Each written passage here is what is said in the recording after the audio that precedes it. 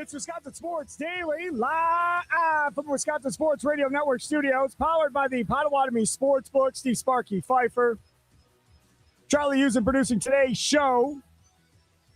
Are we good with Follow the Money with Austin Herdania? Are we good? I can't hear you. I still have no confirmation from him yet. We may have Austin Herdania on, Follow the Money from the Potawatomi Sportsbook coming up at 4:40. Other than that, guest free here on a Friday afternoon. Lots to get into. We'll do some Brewers. We'll do a little Bucks. We got some other stuff going on concerning the NBA. Giannis clips from yesterday in Miami. Green and Gold update. Play the fifth at 4:20. If you want to tell somebody just to hush it up, you can do that by simply texting in or calling in at 420, 414-677-1250, 414-677-1250, brought to you by Havish and Rotier. Definitely want to be a part of that. Should be fun to see what Charlie has cooked up for that segment today as well. So the second half gets underway today for the Milwaukee Brewers. They signed Trey Ebel, their number one pick. He's going to talk to the media today down at American Family Field and take batting practice with the crew. So that's good for the Brewers. Get him into some minor league games here, maybe down the rookie complex before this whole thing is said and done. So that I'm happy about. And we'll get to see what this Brewers team looks like coming out of the gate. Does Joey Ortiz's bat continue to be hot after a break? I mean, we may look back and go, that All-Star break came at the absolute wrong time for Joey Ortiz, who was, by Joey Ortiz standards, cooking going into the break. By Joey Ortiz standards, correct. For sure. Yes.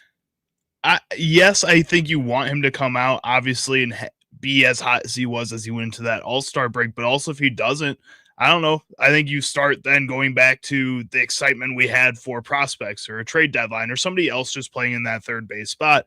Because right now, I think a lot of people, I wouldn't say putting Joey Ortiz back at third base and being okay with it is settling, but it kind of is settling. Like, it's just there's a lot of other options this Milwaukee Brewers team, I think, is going to have.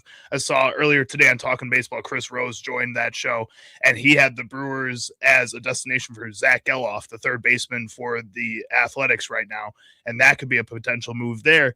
That's a name that people haven't brought up in the past, but there's other names out there that, yes, I know aren't producing at the rate that they have in the past in their careers, but with the Milwaukee Brewers in a new situation, if you're willing to take on a little bit more money, you can have a player that I think has a ceiling so much higher than what Joey Ortiz gives you. But if he's still there, if he's playing well at third base, I'm happy. It's all right. Kurt Hogue was on yesterday. Not Kurt Hogue, Jack Stern was on yesterday from Brewer Fanatic. Tried Kurt Hogue. Sorry. From Brewer Fanatic. And Jack agreed with me towards the end of the interview. And I said, I don't think any more prospects are coming up. And he goes, yeah, I agree. And then I brought it up this morning when I was filling in along with Mitch Thunder Nellis for Josh and Zabe to Tim in the 8 o'clock hour. And Tim said, yeah, I agree. So, I mean, two guys that, do this every single day for 6-7 months are both in agreement. They don't think any more prospects are coming up from the minor leagues for the Brewers the rest of the season.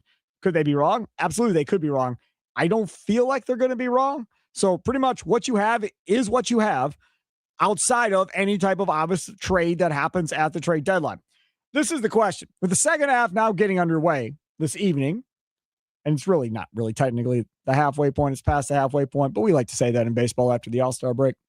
Who do you view as the Brewers' biggest threat in the NL Central right now as we sit here today, Friday, July 17th? Who do you view as the Brewers' biggest threat to this division? Maybe you look at this division and go, man, it's a wrap. There ain't nobody good enough in this division to catch the Brewers to contend for this division at this point. I think there are some people that definitely don't feel like there really is a threat in this division. Others may be scared of a team or two. What say you? Nikolai Law talking text line 414-677-1250, 414-677-1250 on the socials.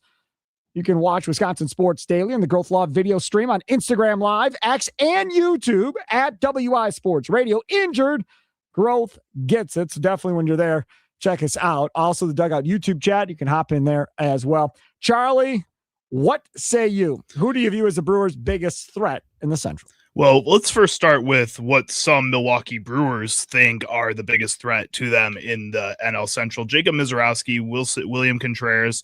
We're talking with Brett Taylor.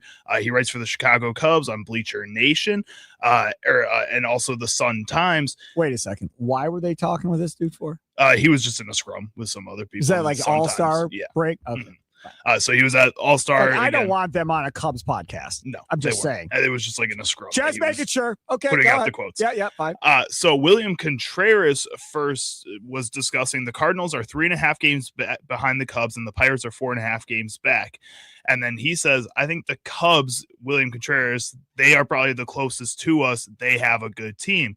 Jacob Mizorowski with him says, I mean, the Cubs are one of them, but I don't think I'd say they're the biggest. Mizorowski says, I don't think any team is the biggest. I think they're all pretty equal. The Cubs and Pirates are right there with them. So he thinks all three. Yeah, William Contreras says the Cubs alone. Yeah, it's a very politically correct answer by the young man, Jacob Mizorowski. That will not be the case in, like, say, 3 to 5 years. He'll be far more probably honest and so forth going into this. I guess I'm not buying the Pirates. Just like earlier in the year when people were talking about the Pirates, and you just knew eventually those bats would come back down to earth. And they essentially did come back down to earth. The St. Louis Cardinals, everybody's been sitting here going, well, it's not going to last forever. But even though they are quite a ways back from the Brewers in the Central right now, they're still in the wild card hunt. So, no, maybe they don't catch the Brewers necessarily for the division. Me personally, it's the Cubs, right? I mean, that's the one team that's close enough, 5 games back, where you go, okay, they have a legitimate crack at this. 5 games back, they can make that up in a month maybe if the Brewers get really cold here and the Cubs catch fire. And the Cubs have shown they can catch fire. They showed it at the beginning of the year, and then they showed they could play like crap and lose a bunch of games. So you don't know what you're going to get from Jekyll and Hyde Cubs. If they end up being bad for another stretch, they're done. They'll be double figures behind the Brewers within a blink of an eye, just like that. Poof, gone. See ya. And this division's going to be over. And then at that point, the Brewers will be playing for, seeding and trying to make sure they're a 1 or a 2 seed in the playoffs. I don't know if you agree or disagree with me on this, but when we start talking about teams potentially catching the Brewers, I don't think it's going to be real quick. Like, I feel like if they're going to catch them, it's going to be methodically done over a couple of months to make it interesting at the end. I don't feel like the Brewers are going to lose 10 of 12 or 12 of 15. I just don't feel like that's how this roster is and how they play right now. They're relatively healthy from a hitting standpoint. Everybody that you want out there is out there hitting, so your bats are good. From a pitching standpoint, I don't know how much you really put into Woodruff to begin with, so obviously missing him hurts. But it appears Harrison's okay. It appears Miz is fine. So as long as those two guys are at the front of the rotation and your bats are all healthy, I feel like it's going to be very, very difficult to make up a lot of ground in a quick amount of time against this Brewers team. A lot of people on the Nicolay Law Talk and Text line 44677 are discussing how the Brewers are their biggest threat, kind of like what you're talking about there. They have to lose a bunch of games, and these other teams have to find ways to win a bunch of games for them to even kind of get close at this point. Tommy and Stallis says the Brewers are the Brewers' biggest threat. If they handle their business, it's their division for another year. The 414 says, I have been saying this all year. There's no threat to the Brewers. They will win the Central Division by at least 10 games. Cubs are way too streaky. They will have another 10-game losing streak. I'm telling you, that person is not the only one that thinks that. There are a lot of Brewer fans, call it cocky, call it arrogance, call it whatever, that simply look at the Cubs and go, there's no chance. They just cannot seemingly put it together long enough to catch the Brewers. And the Cubs have been really hurt. They have. And the Brewers have been really hurt too. I'm not saying the Brewers haven't been, but the Cubs, I would argue, have been more hurt than the Brewers have, especially from a pitching perspective. They haven't been able to play with all their guys. Harry Doyle over there in the Dugout YouTube chat says the Pirates have the number 1 offense in baseball. How do they come back down to earth? Folks, you can tell me statistically all you want, and I'm telling you at the beginning of the year, they were absolutely insane. Hearn's hitting multiple home runs in a game. Every time you turn around, Cruz is going nuts, everything. And it's been a minute since I've heard that offense going crazy and being in the headlines and everybody talking about it and all of that. Well, Ryan O'Hearn hitting 3 home runs right before the All-Star break. That was That was pretty recent. Sure, it is. Yeah, but again, go back and look here. I'll look up Ryan O'Hearn's numbers. I'm not scared. 288, 16 home runs with 63 RBIs, 74 strikeouts to 26 walks. So an all right ratio there. 13 doubles. Right. So again, having 838 OPS. Having a nice year for sure is Ryan O'Hearn. But again, if you just go back to April, let's say. O'Hearn in April, we'll start in March. In March. And let's see, 5 games, whatever, 421, 522 on base, 737 slug, rolling along. Then we get to April for him, 281, 365, slug down to 427. We get to the next month, 273, average drops again, 322 on base drops again. Slugging now moves up to 473. Then we get to June, 277, on base drops to 298 now. And slugging's out at 475. In July, he's played better with 388 on base percentage in July, 548 slug, 286 average. The 3 home runs he hit in the game on the 7th are the only home runs he has all month. He's also still over an 800 OPS for most of those months. Sorry, you didn't sell anybody that he was playing bad at all at any point. All I'm saying is he's not the guy that he was at the beginning of the season. He's leveled out for the most part. In fact, but still at an over 800 OPS player. That's nice. That's still awesome. And that's one of 1, 2, 3, 4, 5, 6 over 800 OPS players on the season. They got 2 guys, 761, 775 that play almost every day. They're a really good offensive team. You can't take that away from them. I will. I don't believe in them. Esmeralyn Valdez has been one of the hottest rookies in baseball. Valdez 28 games, has an over 1,000 OPS. Hit the big home run against the Brewers. Yes, 3 big home runs against the Brewers. Again, I don't know. I mean, we could talk about what his slugging is, but when your OPS is under 300, I'm not like, oh my God, not Ryan O'Hearn, not that guy. I can't handle him. OPS. Stop, man. That still keeps you at close to an 800 OPS combined with his slugging. I understand how it works, and I don't give a damn. If your on base is under 300, that's such tough. a cherry pick stat, though, and that's just because you like what the Brewers do with their on base, and then it doesn't get lead to a championship. How do you score? You have to be on base to score. By hitting home runs. That's how a lot of teams have won championships. How is Kyle Schwarber staying in baseball? Not because of his batting average, but because of his on base percentage. Because he hits 50 home runs a season, too. That's the biggest thing. If he just had on base and was only hitting 17 home runs a year, they would not care. Correct. But because he hits 60 home runs on top of his high on-base percentage. 60 home runs a year? You went from 50 home runs to now 60 home runs. You're just escalating Schwarber to be, the best hitter ever by the time you're done. He is one of the best hitters ever. Oh, my Lord. Okay. Very, very good. You guys can believe in the Pirates. I will choose not to believe in the Pirates. They are not a threat. I do not believe in the Cardinals being a threat either. The Reds definitely aren't a threat. I think the Cubs are the only real threat in this division at this point. And to be honest with you, I struggle to believe in them as well, mainly because of the trader being the manager and because they're so hurt and can't stay healthy. That's a big problem. And you've had guys on that team, too, not producing to the back of their baseball card for a majority of the season, too. Alex Bregman hasn't been that guy that they thought he was going to be, similar to Tucker last year, who let them down in big moments of time as well in Chicago. I hate to bring it up, but when he was here, the trader, their offense was not nearly as good as it is now with Pat Murphy. It just wasn't. And when he went there and their offensive struggles were happening, and I went on the score and I said, guys, you go back and look at his offenses in Milwaukee. They weren't all that good. And he's not the hitting coach, right? He's not doing anything. It's very coincidental that those offenses have not been able to get on track in Milwaukee and now in Chicago. Completely different roster of players, the whole deal, and they're still having issues. And again, that's another reason why I look at it and go, okay, well, if your pitching is hurt and you're struggling from that perspective of not having those frontline guys, because right now they're talking about going and trying to get in a Scooble conversation. Maybe they go get Freddie Peralta, trying to get somebody with Imanaga.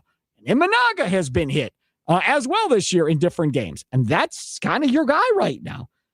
That's big. Now, again, if Harrison goes and he's out for a big portion of the season, Brewers are done. I said that last week, and I'm going to stick with it. If they lose Harrison, it's over. It's all done. Maybe they get in as a wild card still. They're not going to win the division, though. It'll be over without Harrison. You think it's that much of a collapse without him? You have one guy.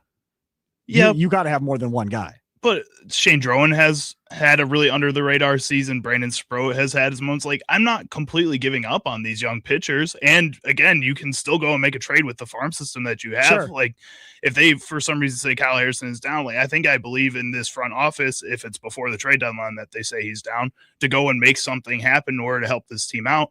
I really only think it's Miz. If Miz goes down, then I think your season's over. I don't think it's Harrison. I think if something happens to Harrison between now and the deadline and he's out, they will not do anything at the deadline, and they'll just be like, we'll just play with what we have. We don't have enough. That's what I think. And if Harrison is healthy and Mizorowski is healthy and they feel confident, then I think maybe they go get that all-in big move. But if they lose Harrison, then I think they're going to look at it and go, that's too much. We can't overcome. We can't go out and get two legitimate stud pitchers to put with Mizorowski for the playoffs. Because this can't just be about we want to be in the playoffs. I mean, surely we're past that part. As far as Brewers fans and the Brewers organization, you don't believe in the rest of the team enough to like the offense at all. Like, I don't believe in the rest. We're just talking about. I don't believe in the rest of the starting pitching at all. To think that they can go into a playoff series and beat the Dodgers with Mizorowski and Sproat. I mean, you got to at least give them a shot. Sure, but I'm not wasting prospects to try and give them a shot. That's my point. You're not wasting. You have so many prospects. You wouldn't be wasting prospects when you have so many that you have left over. No, I'm not going for it unless I have those two healthy at the front. If I'm going to be without one of them the remainder of the year, then it's over. Well, and I guess also, why wouldn't you have the same kind of reserve about Kyle Harrison? I know he's been phenomenal this season, but he also hasn't done this before this first half of the season. Mm-hmm. And towards the end before he gets put on the injured list, he also wasn't performing his best either. Like, I don't know if I still if that was the case before, soreness. I don't know, if you would have the same mindset going in with Kyle Harrison too. They tied that into elbow soreness that he's been pitching with. I know. Right. Just ignore that fact. But I mean, that's something. So again, they say, no big deal. We don't need to do anything imaging wise about it. Okay, fine. Okay, we'll see what happens. When he comes back, if he gets back to being what he is, then okay, then they're a legitimate World Series team. If he's not right or he misses time, again, I'm not trying to be a Debbie Downer on this thing, but Sproat is not that guy. Drowan is not that guy. Gasser is not that guy. And Gasser is a guy that you hear connected with the Brewers right now in trade discussions, potentially where he could get moved. Sal Frelick's another guy that you're hearing could potentially get moved. Now, maybe they still move Sal for whatever they get for Sal or whatever, but you're not going to go all in for Skubal or any of these other guys if you're at Miz and the rest of these guys in the rotation. Matt Arnold's not going to look at that and go, yeah, if I get Skubal and Miz, I got enough. I mean, why not? That's potentially Miz if he wins a Cy Young this year, plus Tarek Skubal's 2 Cy Youngs. That's like 3 Cy Youngs in 2 guys. Like, I feel like that's more than enough. You only need 3 starting pitchers. You said that. Correct. And they'll have 2. And you'll have 2, and you'll have 3 other guys that I think you should be willing to give a shot based on their performance this season, at least. No, I'm not there. Maybe next year or the year after, maybe I'll buy more into them in the postseason against the Dodgers. But to me, that's what this is all about. If they go to the playoffs again, I think Bruce fans agree. If they go to the playoffs again, and they lose and get their butts kicked to the Dodgers again, everybody's going to be like, same old Brewers. And you're going to be on the radio going, well, it's not so bad. I mean, Sproat tried. It's okay. Gasser gave it a good chance. I'm just saying you can give him a shot. Why can't you give him a shot? Because I want to win the damn thing. This isn't Little League where everybody gets to play. I want to win. And if Harrison's a stud, but again, Harrison's never been in that moment either. How are you believing in Harrison in that moment more than these other guys based off of half of a season? I can't trust Sproat in a regular season game right now. So at least I got Harrison in a regular season game. He's showing me far more than Sproat has again, this year. Shane Drowan. What has Shane Drowan done this season that has made you be so distrustful in him? He's not been dominant at any point. He's got like a 3.5 ERA, 3.37, 3.38, something like that. I mean, that's nice. But again, if you take that crappy Vegas 3.09. Okay, went down after the last start. But again, if you take that crappy Vegas start out for Harrison, he's been damn good. He was one of, 5 in the Cy Young race for a part of the season? He was right there. You were Shane Drowan's name in the Cy Young race? No. He can still be a good, you can still have faith in the guys that have pitched well this season a little bit. No, I don't. Okay, take a quick time out. Charlie's making me irritated by this. Happy, positive. Oh, don't worry. It'll all work out and you'll lose. And it'll be okay. Sparky's a downer today. Because they tried hard. No, man. I want to win a damn World Series before I'm dead. That's what this should be about. And that's what it should be about for the Brewers organization at this point. That's what it should be. If you're in that spot, go for it and go try and win this thing. If you're missing a big piece, then by all means, I get it. Then just back away slowly, keep those assets for make a run next year potentially. Makes sense to me. Wisconsin Sports Daily, live from the Wisconsin Sports Radio Network studios, powered by the Potawatomi Sportsbook. Steve Sparky Pfeiffer, Charlie Usen, other side of the glass. We'll switch gears. Frank Kaminsky with some interesting comments on X. We'll get into those straight ahead. Sparky with you.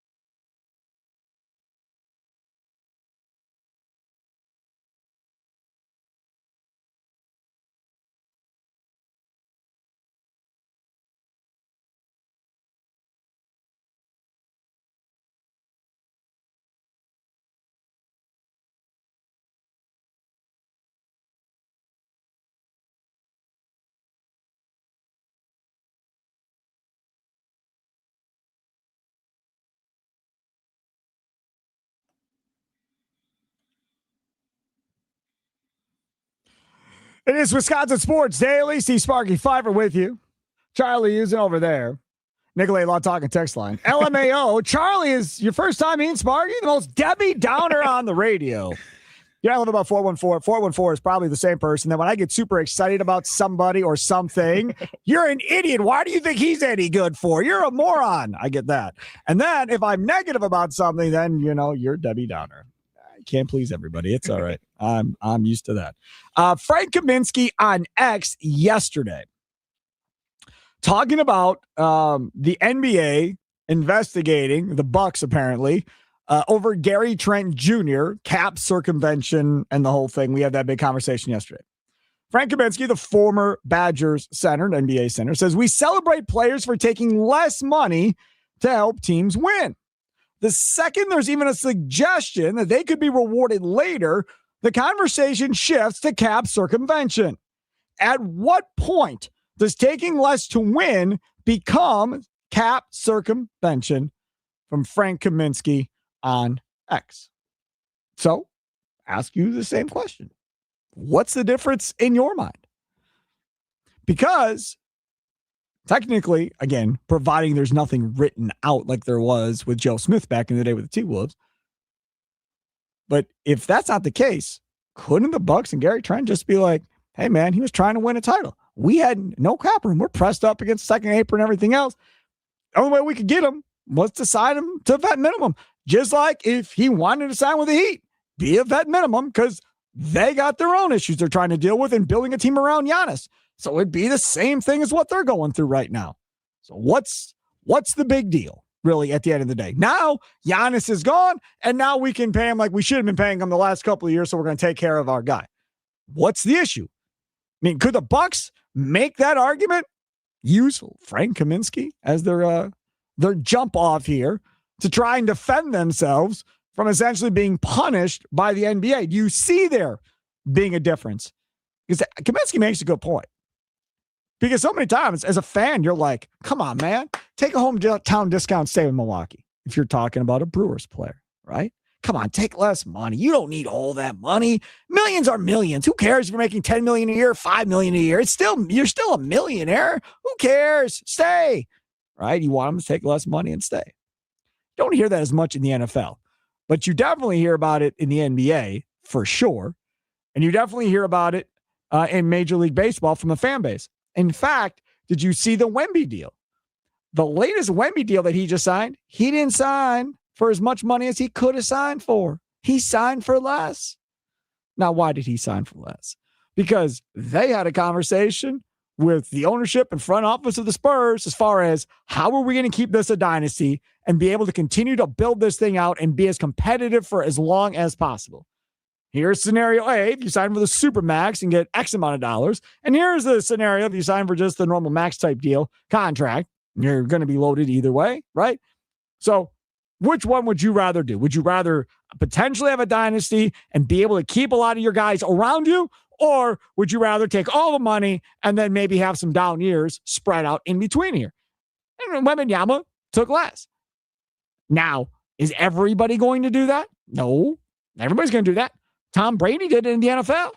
Did they investigate the Patriots for Tom Brady? He was never he was never the highest paid player in the NFL or highest paid quarterback in the NFL. Never happened. Why? Well, he was making a ton of money on all of his other deals outside of football. So he was rolling in money regardless, and he wanted to be able to put a team around him because there's a salary cap, right? To put a team around him that could consistently compete and win Super Bowls at the end of the day. Rodgers do that. Brett do that. So from that perspective, there was no investigation of Tom Brady in the NFL. Now, again, I'm not saying Gary Trent's a good player. He's not. He's not good at all. But in this case, could you make that argument that he was just chasing a ring? And now he wants to stay here. He likes Milwaukee, likes the food, likes the people, bunch of nice people that we are. And hey, they're going to take care of me now because I sacrificed a little bit to try and win a title there. And he's stuck on a team that's probably going to be in rebuild mode for the next few years. He's not going to be a part of probably a winning organization. That's probably not the most fun. Yes, he's getting paid. Like, nobody's really overall winning out of this outside of Gary Trent Jr. And I don't know why the NBA would feel the need to go and punish Gary Trent Jr. in this situation. Like, again, the Bucks have no punishing. They had to pay Gary Trent Jr. out of this deal. That's enough punishment. They're going to be a bad team for losing Giannis. That's enough punishment. This all just feels like a huge distraction from all the other problems that the NBA continues to go through that continue to be brought up over and over again. The Kawhi Leonard aspiration deal, constantly talking about the tanking within the league, talking about all these other problems. This feels like a really easy situation for the NBA to zone in on and say that we can strong arm the Milwaukee Bucks or we can strong arm Clutch Sports in the situation and tell them that we're the boss, because not that many people at the moment care about the Milwaukee Bucks. But you pick and choose who you're going to go after. Exactly, because they know this one will be the smallest story out of all the stories out there right now. This is Milwaukee, who just lost their superstar player. They're really down in the dumps at the moment. People are not really paying attention to that basketball team. Everybody's watching the Miami Heat to see what Giannis says next. All these other things, they're not watching the Bucks. So let's go and mess with the Bucks a little bit just so that we can say we did something, and then they can get this small issue that's not even an issue out of the way. The other part of this is it's going to set up a baseline for how much they go after and get Kawhi Leonard and the Clippers. I would imagine it's double whatever they set the baseline for Gary Trent and the Bucks if they're able to get him. But going back to what we're talking about with Frank Kaminsky, I think he makes a good point. Guys are playing for veteran minimums that should be making more than they are because they're ring chasing and signing with teams. I promise you, you're going to see guys sign with Miami. Like, damn, they should be making more than that. But they're chasing a ring and they think they can get one with Giannis and Bam. And that will not be investigated. They're not going to do anything with that. This Bucks situation, they could have dinged him on Bobby Portis, and they didn't ding him on Bobby Portis. Why? Because the Bucks were in the middle of it. It was good TV with Giannis. Everybody was enjoying it, rooting for Giannis in Milwaukee and all of that. And like you said just a couple minutes ago, now they're out of it. Nobody's paying attention to Milwaukee, so let's go get him and ding him. And we had that topic today, and we didn't put it on the stupid rundown because I forgot about it, which is, why do you feel like the NBA is, constantly kind of going after the Bucks, or makes it feel like the Bucks are a target from the NBA, almost like they're trying to kind of tear this organization down. We had somebody yesterday that said they want to see the Bucks move, right? They'd love to see the Bucks get out of Milwaukee and go to a different market. The problem is, like, what market? Like, all these bigger markets all have NBA teams. And if you're going to do salary expansion like they're talking about, that's a ton of money that all the owners in the NBA are going to get. If you give the owners in the NBA a choice, look, we'll expand by 2 or Milwaukee's going to sell, they're going to take the expansion because the entry fee is billions of dollars just to get in to play the game before you even have done anything else. And who's getting teams? Seattle's going to get a team, and Vegas is going to get a team. And then outside of those 2 markets, are there a lot of people raising their hands wanting to get into the NBA game at this point? I mean, I find it hard to believe there is. Trell, north side of Milwaukee, you're next on Wisconsin Sports Daily. What's up, Trell? Hey, what's going on, Sparky? Good. So this is my feel about this. I think the Bucks are being targeted because they held on to Giannis longer than what the national media and what the league probably wanted them to. And I believe that, so the Bucks also gave themselves an opportunity to maybe be able to win another championship, and not such a long time, because if they hit on these 2 picks, which I believe they got a good chance to do, there is a chance in 4 to 5 years that Giannis may return to get them over the hump again. Now, I know that's speaking a lot into existence, and it's far years down the line, but yeah. I just don't think the league wants to deal with the smallest market in the league being in that situation and being one of the teams to actually put themselves in a position to win again. Giannis yesterday at the presser talked about wanting to retire in Miami and retire as part of the Heat. Doesn't want to move again. I don't know. The way he answered that question, he kind of said something about if I don't feel the bill, what they want to do, this is a business. He kind of left that out there, and I think that was a great way for him to answer that question, so they don't have to put the pressure on to make the Heat feel like that he will end up leaving them. But I believe if the Bucks do what they need to do in the next 4 to 5 years, and he has an opportunity, he'll come back to Milwaukee and be able to put them in a situation where they have another opportunity to go for a championship again. And I don't believe that's something that sounds good to the league or the national media. That's where I see that. I think they're trying to punish him so they don't have an opportunity for that to appear again. I love that idea and that concept. Thanks for the call. I'm all about it. I'd be all about Giannis coming back and playing here at 34, 35. If that's how this plays out, he comes back for one last run with whatever talent that they've put together at that point. That'd be a great story for the Bucks. Do you think there's any kind of concern from the NBA about the amount of money that the jump is taking between his contracts here? And that's maybe why they would begin this group. Yes. So like Bobby Portis is going from $4 million, $4.5 million per year to a $12 million a year contract. It's $8 million more a year. So that's not really that concerning to them. But the Gary Trent Jr. goes from $3.7 million to 15.2 this year, 16.4 for the 3 years after that. Do you think there could be concern from the league that because of the amount of money that it's jumping here, that the Bucks are kind of under the table, or we're under the table paying Gary Trent Jr. in a way that the Clippers in aspiration were allegedly paying Kawhi Leonard in a situation like this, and that they're afraid that they could have two things like this, and that's why they want to dive into an investigation with the Bucks? Not saying that's what's happening, but that's what their concern is, and that they try to mitigate this before something else comes out that like Pablo Torre gets his hands on. Let me see if I got this straight. You're saying that the Bucks giving him a big raise is because they were already paying him that amount under the table, maybe without anybody not knowing? That amount, but more than what he was getting paid through his NBA contract. No way. No, I don't. No way. I mean, if I'm wrong, so be it. I'll have egg on my face. There's no way the Bucks were doing that. There's just no way. Listen, from a couple of different areas here, you would have to have somebody willing to do that. Now, they created that shell company over there in order to get that done with the Clippers. Milwaukee going to do something like that? I mean, I find that hard to believe. I think it was just like Portis. It was, potentially wink, wink. We'll take care of you once we get through this, and we'll take care of you at the end. And it's all guaranteed money, man.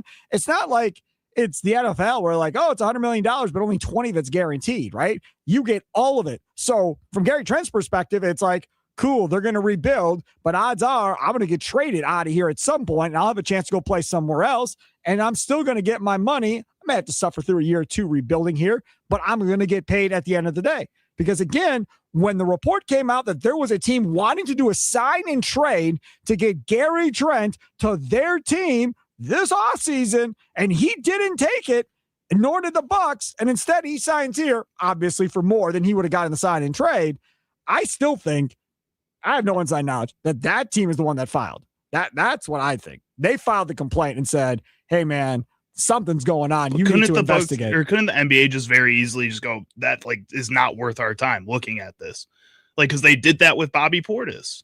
It was the same thing. But I don't think anybody was trying to sign and trade for Bobby Portis. At the same time, if you see a deal like that, I think you have to look at it. You have to at least say, as the NBA, you have to authorize the trade. That's what they do. Wouldn't this be the same kind of deal? What year you had Bobby Portis' contract numbers up? Yeah.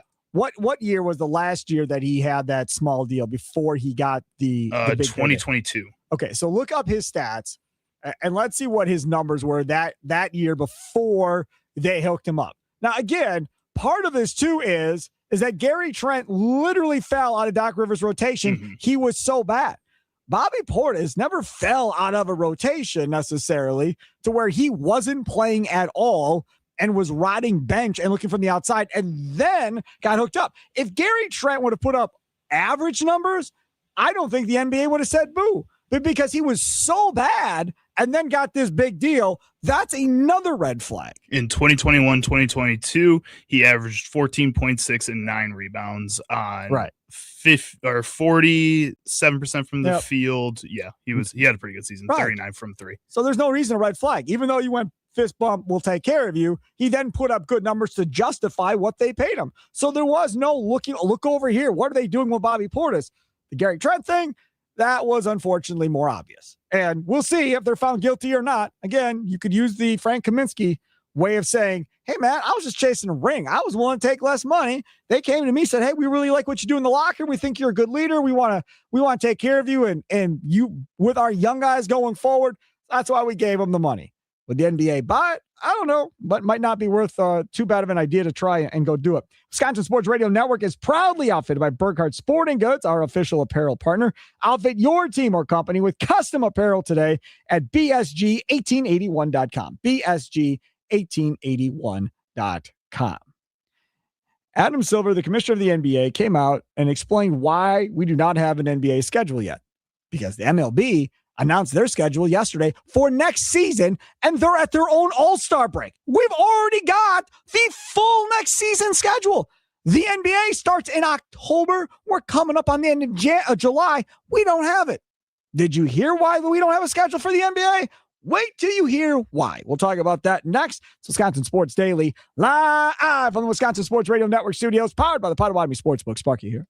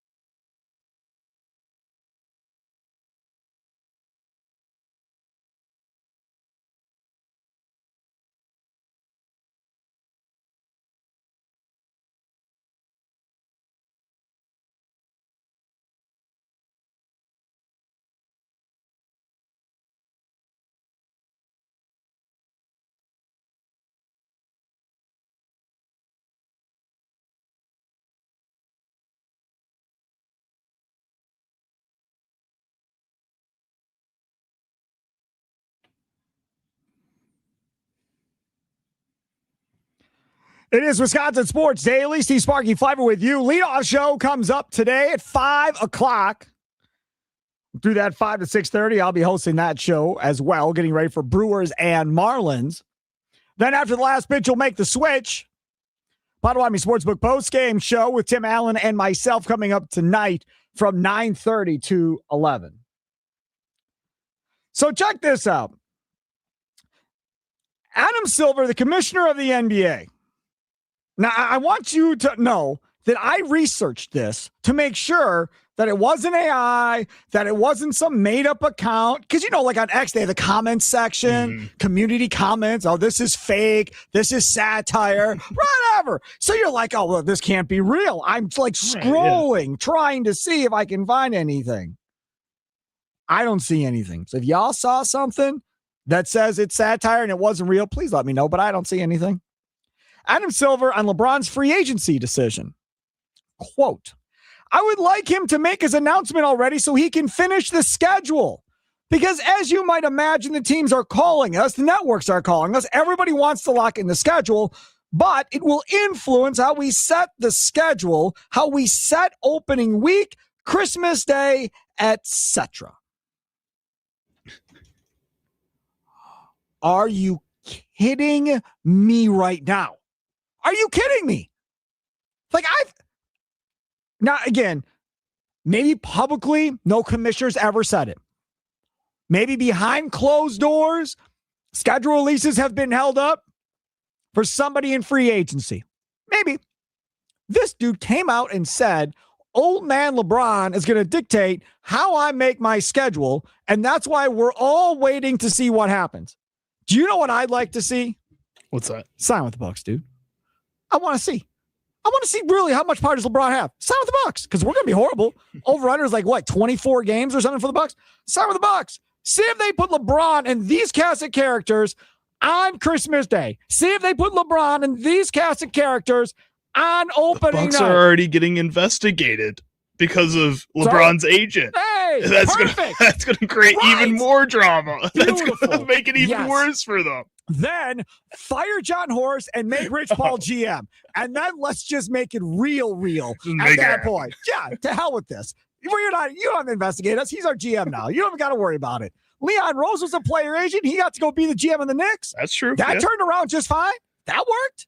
All right, let's make it happen. I bet you if we took a poll of people, would you rather have John Horst or Paul as your general manager? I bet you it would be close. You think it'd be that close? I'd vote for Horst, but I'm telling you, I bet you, because there are a lot of people listening right now that don't want John Horst as GM. Yeah, but I also think there's a lot of people that have an opinion on Rich Paul too. Sure. And on LeBron. And I think they just say, oh, LeBron's going to be the GM then. They make all those jokes. I cannot believe that. So we were going to ask this question. Now we're up against the top of the hour, but should any one athlete's decision determine something as big as a league-wide schedule release? And is LeBron still that guy? Apparently he is, but dude, he's old. Not that he didn't play well last year. He did. But man, it's not because of how he's playing, though. Talk about the teams he's potentially going to. Philly, they're going to be good whether he's there or not. Right. Giannis and Bam, you're telling me you're not putting them on national TV unless LeBron shows up? Shut up.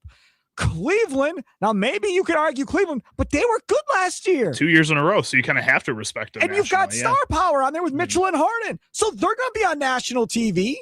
Golden State and Steph Curry, you're debating? They'd love that. Come on, all these teams are going to be on national TV anyhow. That's just a lame excuse of why it's not done. All of those teams are going to be on national TV.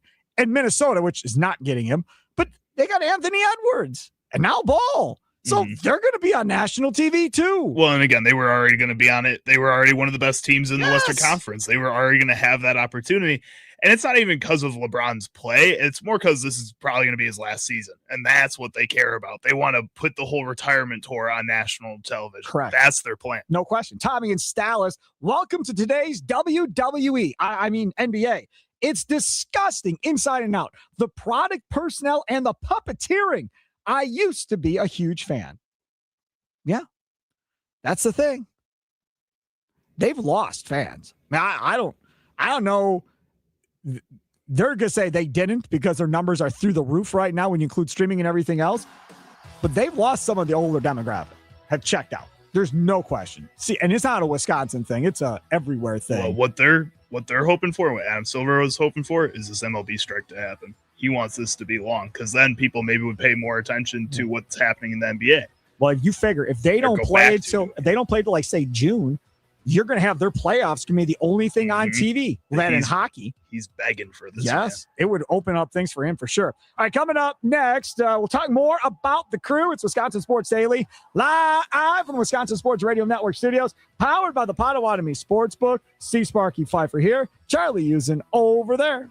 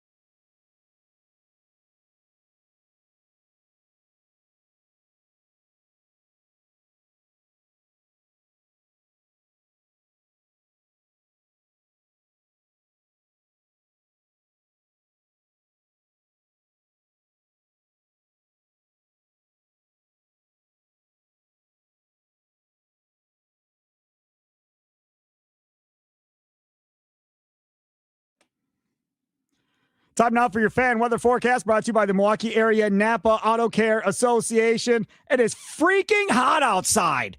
93 degrees, a real feel of 99. Air quality index, though, getting better now at 196.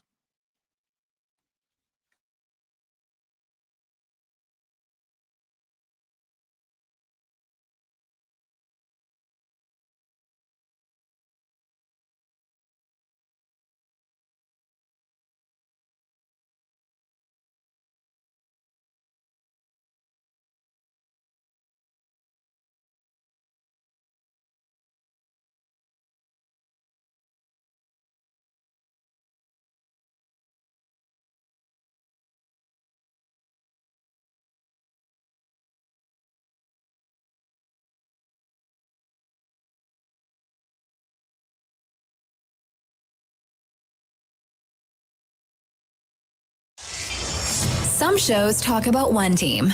Other shows barely talk sports.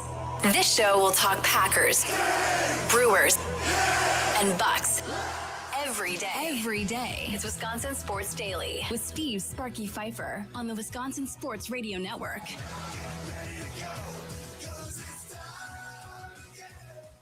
All right. I'm not going to apologize because I was right. But Tommy and Stallis, I think I might have offended Tommy and Stallis. I'll get to that in a second. We are broadcasting live from the Wisconsin Sports Radio Network studios, powered by the Potawatomi Sportsbook. Sparky here, Charlie using over there. So in the last segment, I said what Tommy and Stallis said, that he used to be a huge fan of the NBA. And I told Charlie, they're losing the older demographic, man. They are losing the older demographic. Yeah. So Tommy texted back in, who are you calling older demo? He's like, just kidding. I guess 44 qualifies. Yeah. You're younger than Sparky, though. 44 qualifies. I'd say 40 and over.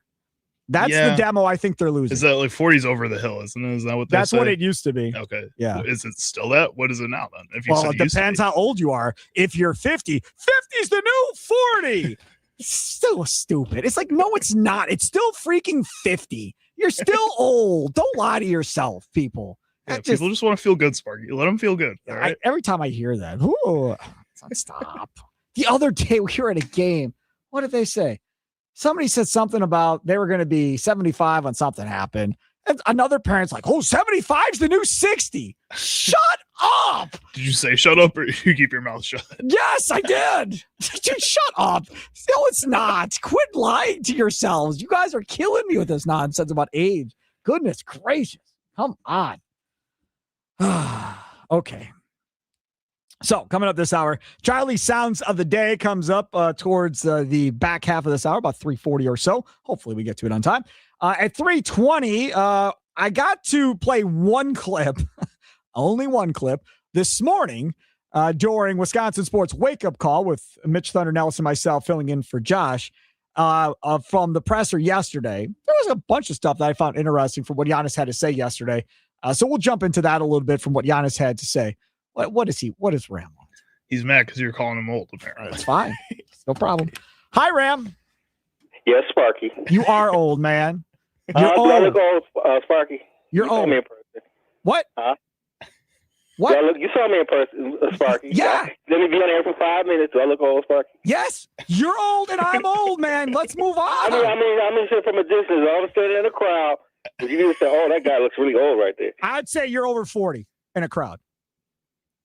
Okay, all right. Okay. How old are you, Ram? 61. Oh, see that? Stop. You're acting like you're 25. Stop, man. Hey, Sparky, I'm still shooting, jumping, slapping the backboard. Yeah, I know you are. Hey, good for you for still playing and staying in shape and all that. God bless you, Ram. I'm saying, you got to keep your health when you get older, man. I don't see the wheelchair for a long time. Yeah, well, I got to do a workout or something because I'm not keeping my health well at all right now. I know that. You got to be able to hang with your children, man. Come on now. Yeah, they want that out there to still be able to catch football at 45. Yeah, well, I'm at 50 already, dude. I'm at 50, so I'm already there, Ram. When my 3-year-old, soon to be 4-year-old next week, when she graduates, I'll be 64 when she graduates high school, Ram. Okay. No, it's not Age is a okay. mindset. Okay, man. It's not okay. No, it's not 64 okay. is the new 45. I'm going to come over there and kick you in the, you know what? Stop. It's okay. It's okay, Sparky. No, it's not. No, I'm very hung up on age. Like this year for my 50th birthday, I told everybody, don't acknowledge it. We're not talking about it. I told the family, don't buy me any presents. I want nothing. We're not acknowledging it. And then they didn't. They listened. No card, no presents, no nothing. And then the 3-year-old guilted mom into baking a cake because everybody needs a cake for their birthday. So we ended up having cake that was homemade, which was fine. But yeah, no, I'm not well with my age. Thanks for the call. No, I'm not. No. Mm-mm. I'm not well at all. The best part about it is Charlie knows. So Charlie will just continue to poke at me because it's fun. He finds fun in my misery. Just like he took the clip of me melting down after I jinxed the England goalie the other day. Oh, wait, posted you guys that might on hear social that I media. played the. You better not be. It's time to talk about the crew. It's Wisconsin Sports Daily on the Wisconsin Sports Radio Network.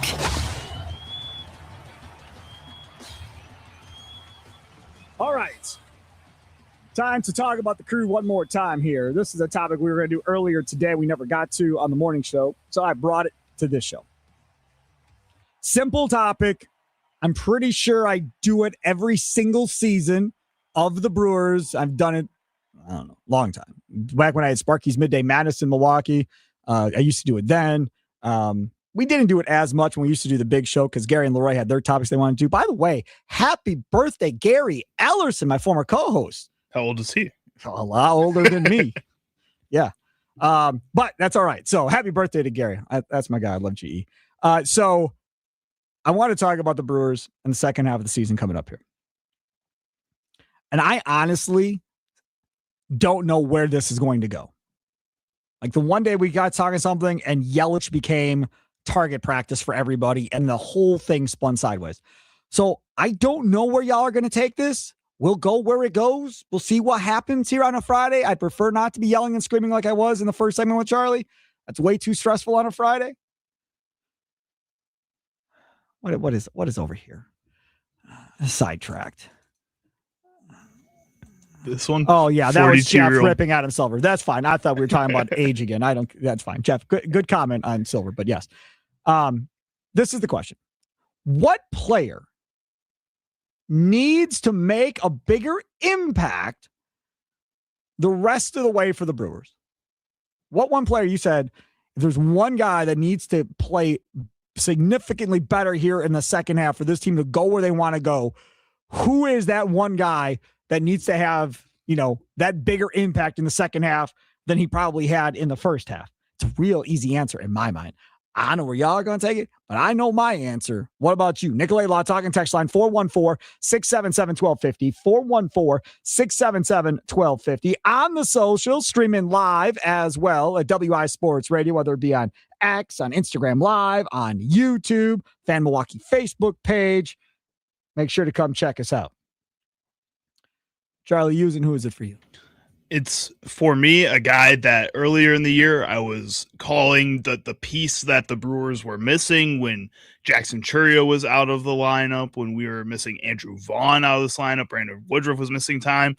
Out of all those guys, I had said Jared Koenig was the player that I thought needed to come back, and he was going to help this bullpen, solidify this bullpen, be the guy that can really kind of stapled down that 7, 8, 9 that the Brewers have had over the past few years.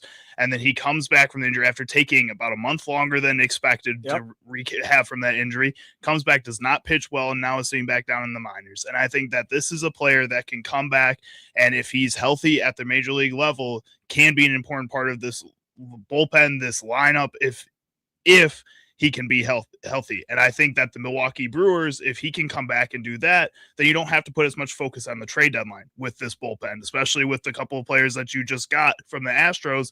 Maybe you could work 1 to 2 of those guys into a bullpen role, have that solidified, and you can spend more of your farm system, the players that you have there, to get bigger pieces in your lineup, in your starting rotation. No, I agree with you on that. McCullers talking today down at American Family Field too. So Trey Ebel, Brewers first round pick, signed. He's down there. McCullers is down there as well. So hopefully we'll be able to hear from some of those guys coming up on the leadoff show between 5 and 6:30. For me, it's real easy. It's real easy. I'll wait to tell you though. It's one name. I don't know how it's even debatable who it has to be. Tony in Sussex, you're next on Wisconsin Sports Daily with me, Steve Sparky Pfeiffer. Tony, what player needs to make a bigger impact in their second half with the Brewers? I'd say Christian Yelich. There you go. That's it. That's the guy. It has to be Yelich, right? If he gets back to where he was last year, it changes everything. Right. Yeah, he's our gun. With the other guys, boy, if he starts going with Cheerio and Terang and that, we'll have something going. But he's got to start producing. He just has to do it at the plate. He has to do it. And that's the thing. Thanks for the call. Yeah, let's hope he's healthy. Okay. I'm with you. Make sure you turn off your radio next time. I think that's what it was. Could have been a cell phone issue. I'm not quite sure. I was hearing myself a little bit. But this is the thing. They need his power more than they need anything else right now. Like if you're going to hit 230 or 240, okay. But if you hit 5 home runs in August and 5 more home runs or 6 or 7 home runs in September, even though don't got a great batting average, that will be okay with me if you start to show some power. Start to show that, hey, man, in the postseason, the last 2 months, you've hit like 10 or 12 home runs, don't got a high batting average, but you have the ability to change the game with a swing, and it looks like your power is back. That's really, for me, all I'm looking for. I don't need you to hit 325 in August or hit 305 in September. I don't need any of that. I just need you to let the opposing pitcher know come playoff time that in the last 2 months, your power swing is back and you're driving the ball well. If you can do that, Christian Yelich, I think that changes how people pitch Christian Yelich and what's behind Yelich. And if somebody is on base and Yelich has an opportunity to tie, I mean, all of that, I think it changes everything for the Brewers. Do you think people might say, not because of his lack of statistics so far this season, but Andrew Vaughn is that player that they want to make that bigger impact in the second half? More so because of what Pat Murphy will do with the lineup, and maybe if Christian Yelich doesn't figure it out, like we're talking about, a lot of people want him to have that bigger impact. Could he get that DH spot?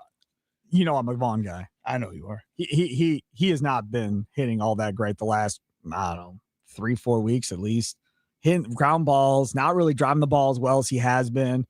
He just wasn't. He is not being that guy that he was. He needs to get going. Like, he could use a week where he hits 3 home runs, has 4 or 5 doubles, and just goes. Could he get that out of being in the lineup for a whole week, though? Well, over a Christian Yelich? I guess. Do you trust that he gets his mojo back by just being used more regularly? Well, I don't know how he gets his mojo back. I don't know if it's got facing a bunch of lefties or he has to play 5 days in a row, or I don't know how you get there. But he's got to get to driving the ball better than he has been. So, for me, that's the one thing on Vaughn. On Yelich, we got a text coming in here on the Nicolay Law Talk and text line. You can do the same thing. What player needs to make a bigger impact there in the second half for the Brewers? 414-677-1250 from the 715. Sparky, how long can the Brewers continue to either have Christian bat leadoff or even trot him out there in the lineup? 1 home run every 10 games, 1 RBI every 2 games. Our DH position, whether him or Sanchez, Contreras, Bowers has actually been the best. For me, it's not really a person, but a position. Our DH absolutely sucks. And then it's the leadoff position and not producing, not even walks. So, when we talk about Yelich and what they can do with Yelich, what I would like to see them do with Yelich, I don't think they got the guts to do, if we're being honest. I'm not going to ask them to do something that I know is impossible, which is sit him 3 or 4 days a week. They aren't going to do that. They pay him a lot of money. Pat Murphy loves him. Pat Murphy loves you. Really, really hard to get benched. Okay? So, if he's going to play every day, okay, I'm all right with that. You have to sit him down. Maybe you did it during the All-Star break. Maybe you did it today. You have to sit him down and go, look, man, until you get going again, I got to push you down lower in the lineup. Like, you've got to go down to 6 or 7. And when you get going again, I'll very quickly move you back up. Give me 2 weeks where you're showing me that you can roll. I'll push you right back up to the top of the lineup. But for the time being, I need Garrett Mitchell to hit leadoff, or I need Terang to hit leadoff. That's what I'm looking Luis for Lara. here. Or Lara, if he's going to play. I need him to hit leadoff. But I need the top of my lineup to get guys on base and let my guys knock them in when they come up. And you're just not doing it right now. That, to me, is we're not going to sit you, but you have to understand you're not producing, so we're going to slide you down, give you an opportunity to look at more pitches, see how the pitchers work in different hitters versus you being the first guy in the game every game, and see how you react to it and go from there. That's what I would do with Christian Yelich. I don't know if they're just going to be stubborn and hit him lead off the rest of the year. I have no idea. They might. But if you feel like you have a shot, if you feel like this offense starts to figure out with some of these other players that maybe have been slumping a little bit, like a Bryce Terang over the past couple of weeks, or maybe you can get, again, Andrew Vaughn into the lineup a little bit more because he's been playing well at first base as well. If you're at that point where you feel like this team is ready to go and ready to take on the Dodgers in the playoffs, and Christian Yelich has not been a part of that plan, you can't let that legend status keep you from taking him out of the line. From the 608 Sparky, Vaughn hasn't been playing. Here's his game log. He played, had a bat on the 3rd, 3 on the 4th, 3 on the 5th, 1 on the 7th. In that stretch, he had 1 hit. Next stretch, he played on the 7th, had 4 at-bats, had a hit and a run scored and a walk and a strikeout. Then the Cardinals again on the 8th, 0 for 1. Cardinals again on the 9th, 0 for 4 with a run scored. Cardinals the Pirates double header on the 11th, 0 for 2 total, only 1 at bat in each game, and 0 for 2 against the Pirates. He's got 2 hits since July 3rd, 2. And he's playing almost every day. Yes, pinch hitting is a very, very difficult thing to do. I'm not downplaying how difficult it is to do. But when he was going, he was coming off the bench and roping doubles and being a big-time player. That is what he's got to get back to doing, because I don't think they're going to stop doing what they're doing right now. They're going to continue to move him and Bowers in and out of the lineup. And they're not going to give him a shot to play every day unless, like was brought up, they take Yelich out of DH, which is not going to happen. What do you think that means for his trade value heading into the trade deadline here? And if they're not going to do that, and they're going to be stubborn and keep Christian Yelich in the lineup, I mean, you have to look at what teams are willing to offer for Andrew Vaughn. I don't think Jake Bowers is on the table anymore at this point. He's just played too well through the first half of the season, but Andrew Vaughn has to be at least talked about, especially if he's not playing as well lately. I haven't heard his name brought up. Would I understand it? I guess I'd understand it, but then what you're doing is you're going to allow Bowers to walk in free agency. You're going to trade Vaughn, and then you're going to have to bring up Luke Adams to play first base next year. Or you sign a free agent. Or if you like Blake Burke and he makes it to the AAA at some point maybe this year. Same with Andrew Fisher. Maybe you want to try him at first base. Like, you have options. I just don't think they do. I think they go back to the well with Vaughn again next year.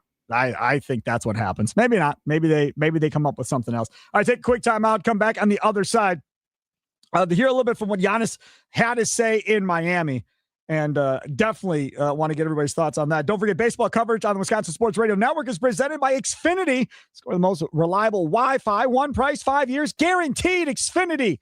Imagine that. It's Wisconsin Sports Daily, live from Wisconsin Sports Radio Network studios, powered by the Potawatomi Sportsbook. Sparky with you.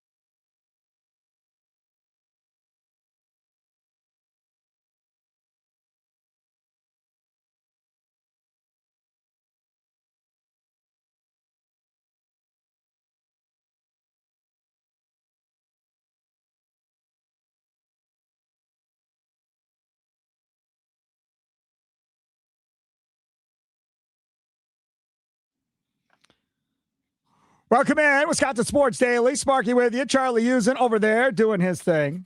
Wendy's. So I didn't end up doing what I said I was going to do last night. Last night I told you I was going to end up probably going to the Oak Creek Wendy's. Look for me. I'm probably going to be there. Mm-hmm. Did not happen. Oh, you threw them off. They were probably rolling out the red carpet for you, man. Yeah. I ended up going to the South Milwaukee Wendy's instead for dinner last night. That's what I ended up They didn't have doing. the red carpet prepared. Yes. So it's okay, though. So we tried that, and it was really, really good. It was really good at the end of the day. The Minions really wanted to impress their new big boss, Wendy's, so they cooked up some fun chaos for the fans. Say hello to the Minions and Monsters meal, featuring one of 4 unique collectibles, new Banana Frosty Swirl, your choice of a Big Bacon Classic or Spicy Chicken Sandwich, plus a small fry. It's time to go bananas over this exclusive Wendy's experience, limited time only. Make sure to take advantage of that. Okay. So Giannis and Bobby Portis talked yesterday. I played a little bit of Bobby yesterday on the show. Giannis talked during the show yesterday for the most part. So when the show was done, we had the opportunity, not we, Charlie, had the opportunity to go in and make some clips of what Giannis had to say after it was all said and done. So one of the clips was talking about Giannis changing his number to 7. Now, I'm going to let you tell him why he did it. And then we're going to revisit something else. Okay, I wore 34 because my mom was born in 1963. My dad was born in 1964, so I took the 3 and the 4. And if you add 3 and 4 equals 7. And my mom was born April 7th. That's why the reason I changed my number. But I think the reason that I really changed my number is because I feel like, 34 holds so much weight and has so much history. And out of the, respect to, the organization that drafted me and I played for 13 years, I decided to leave that number there and try to start a new chapter. Hopefully I can leave my mark here in Miami and make number 7 as legendary as number 34. But it's almost like kind of having a closure for me, mentally and emotionally, just to have a closure from that number because it meant a lot to me. And number 7 looks good. It's fresh. It's clean. I saw some kids wearing it in the street, so I'm excited to create more moments with that number. Charlie, when they introduced him, it was 34. Yeah. In the video, it was 34. Mm-hmm. They put the jerseys on sale and people were buying them, obviously, that were Heat fans right away. Everybody's like, just sitting there waiting. On sale. Boop, boop, boop, boop, boop, boop, boop, boop. Less than 24 hours, maybe less than a few hours. No. Giannis doesn't want to wear 34. Change his mind. Don't want to wear 34. He's going to wear 7. And there was a podcast. What was the dude's name? Neon. He's a streamer, not a podcaster. Whatever. So it's this random dude. He's got millions of subscribers on Good Twitch. for him. Man. I mean, seriously. If he was walking down the street, I wouldn't know. So anyways, so this dude is sitting there, and you remember we played some of it. He's sitting there like eating with them, and Giannis is like got food in his mouth, and they're talking. And this Neon character didn't know where Milwaukee was. Oh, it's in Wisconsin. Holy crap, are you dumb? So they're having this conversation or whatever, and Giannis is like, "Yeah, man, I don't think I'm gonna have 34, man. I got to find a new number." And this Neon character was like, 7, man. 7's a cool number. Wear 7. And I was like, 7, huh? Yeah, man. Why don't you wear 7? All right, man. Okay, I'll wear 7. Reaches over, shakes the dude's hand, and says, all right, 7 it is. Now, because I am conspiracy theory guy, right? They could have pre-planned this before the video that, hey, ask me about my jersey number and tell me you want me to wear 7 because that's the number I'm going to pick. So that could have been staged, and that's what it was, and it had nothing to do with this Tweedledee Tweedledum Neon guy of why he picked 7. If not, if I was that dude, I'd be like, hey, man, I said 7. He picked 7. It's all about me. I'm whatever my name is, the streamer guy with millions of people following him. When I heard him say that, I was like, now that makes sense. But I saw the video where he shook hands with this dude after the guy suggested 7. I mean, I don't think it's that big of a deal. I think he didn't care what number he got. He just wanted to switch from 34. That seemed like the whole story that he was giving there. He said it again later on that it just felt like that was a number 4 Milwaukee, what he built there, that he wanted to switch to something else so that the first person that said something, either this guy or the first kid he saw on the street, like he said, that was wearing number 7 or neon telling him to wear number 7, he's like, sure, whatever. That sounds cool. I don't hate number 7. I'll throw that on. Like, that's what it was. 7 doesn't mean anything to him yet. 34 meant something to him, so he wanted to change it.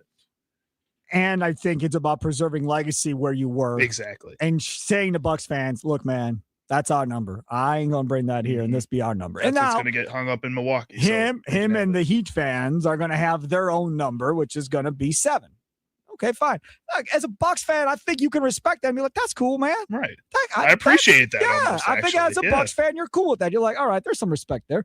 Giannis, why you thought the Heat were the right fit. Now this we got to talk about. I think from the first battle we had, and from the first years I played in the NBA, I always had huge respect for the Miami Heat organization. And around the league, we as players we speak, we talk, and you always share about the Miami Heat culture and that guys work hard, guys are very disciplined, guys are very driven, and guys are very selfless and give everything that they can to win games. And I always was curious, what make them so unique. In my career with the Bucks, we try to kind of recreate that. We try to create a culture that we come in here, we do our job. It doesn't matter who shines. All that matters is winning. And everybody leaves their kids behind, their wives behind, their husband behind, the people that they love behind for the common goal, which is to win. We spend more time with our teammate and the staff than with our own family, right? So if we are going to do that, we got to have the same mindset that at the end of this road, we might have a chance to win the championship. And I saw that Miami, when I started playing basketball, I think the big 3 was around 2010, 11, 12, 13. I think those are the years. Prior to that, I'm not gonna lie, I never watched the NBA basketball, so I didn't know much. But I kind of grew up under that era.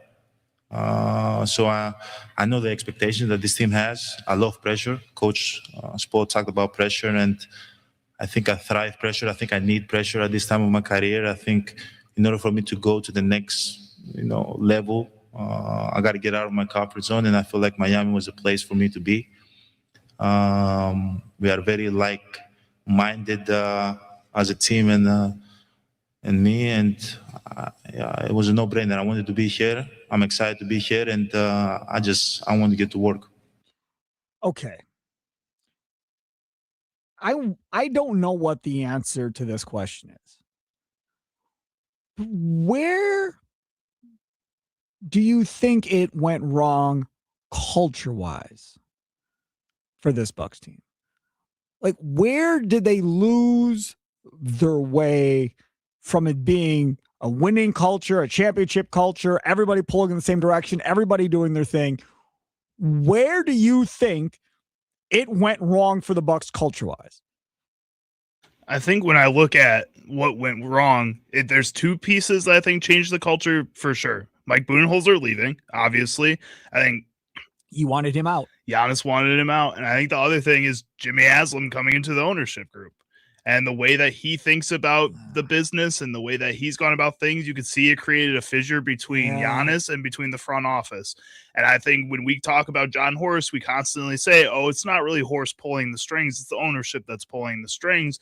They're the ones making the decision. And if Giannis had beef with the ownership from about 2023 to now, which is what the timeline has been, that's when Jimmy Haslam walked into that front office and said, I'm here as one of your partners. So listen, I'm not a Jimmy Haslam guy. I ain't putting this on Jimmy Haslam. I mean, I wish I could, but I don't think I got enough to do that. I think you're right with the Bud thing, which he wanted, and then the Adrian Griffin fiasco. I think that's where it started to unravel, right? I disagree with those that say trading Drew Holiday, that's where it all went wrong. I don't think so. like, I don't think Damian Lillard was a divider of the locker room. I don't think Damian Lillard was, screw this. I don't want to be I here. don't think Get he was me out. helping the locker room probably No, all that much, but he wasn't dividing. No, I that's all I'm saying. I don't think he was like, it's me or Giannis or screw the coach or nothing like that. Like he was a come to work, go home type of guy. Now, Kuzma, by all accounts, was us against the coach. That's what it sounds like with Kuzma. Now, that cat shouldn't even be on this team. Regardless, that doesn't help.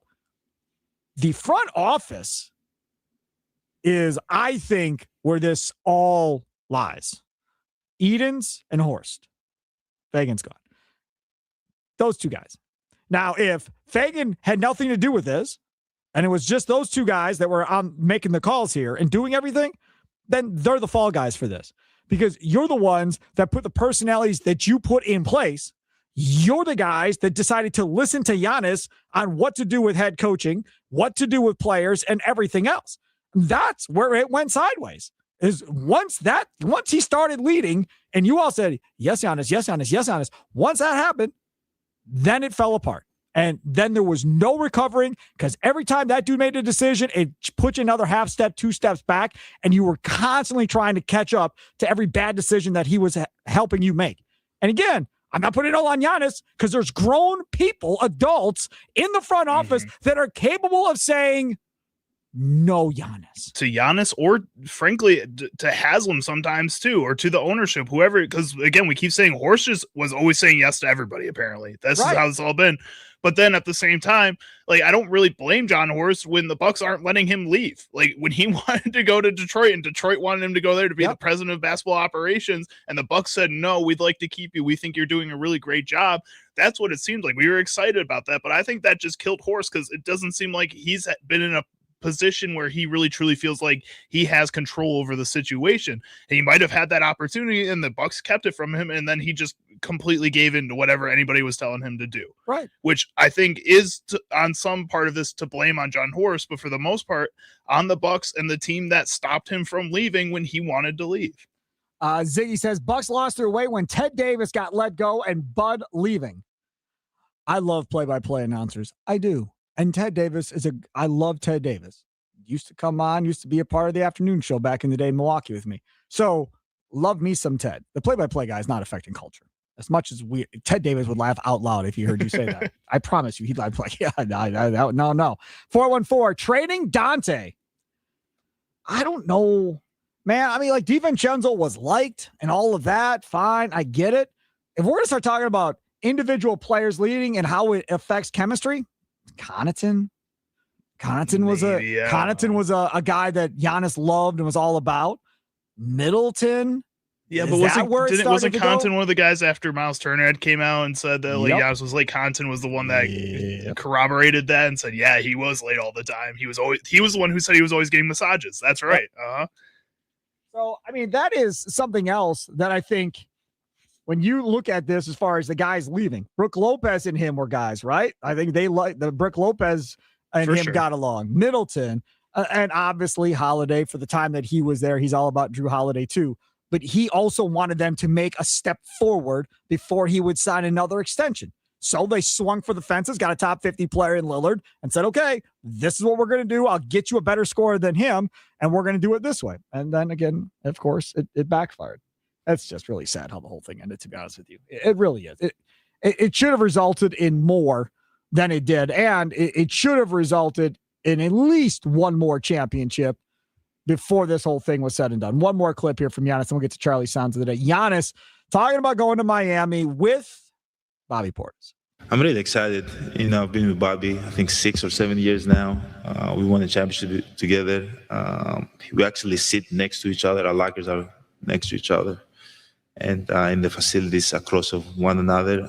I've said this about Bobby, a lot of people have a lot of things to say about me, a lot of things to say about Bobby. But one thing that I know about him is that, when it's game time, when the popcorn is popping, he's going to be ready to go. And as a leader, as a player, as a teammate, you want to have guys like that around you. They've never been like Bobby.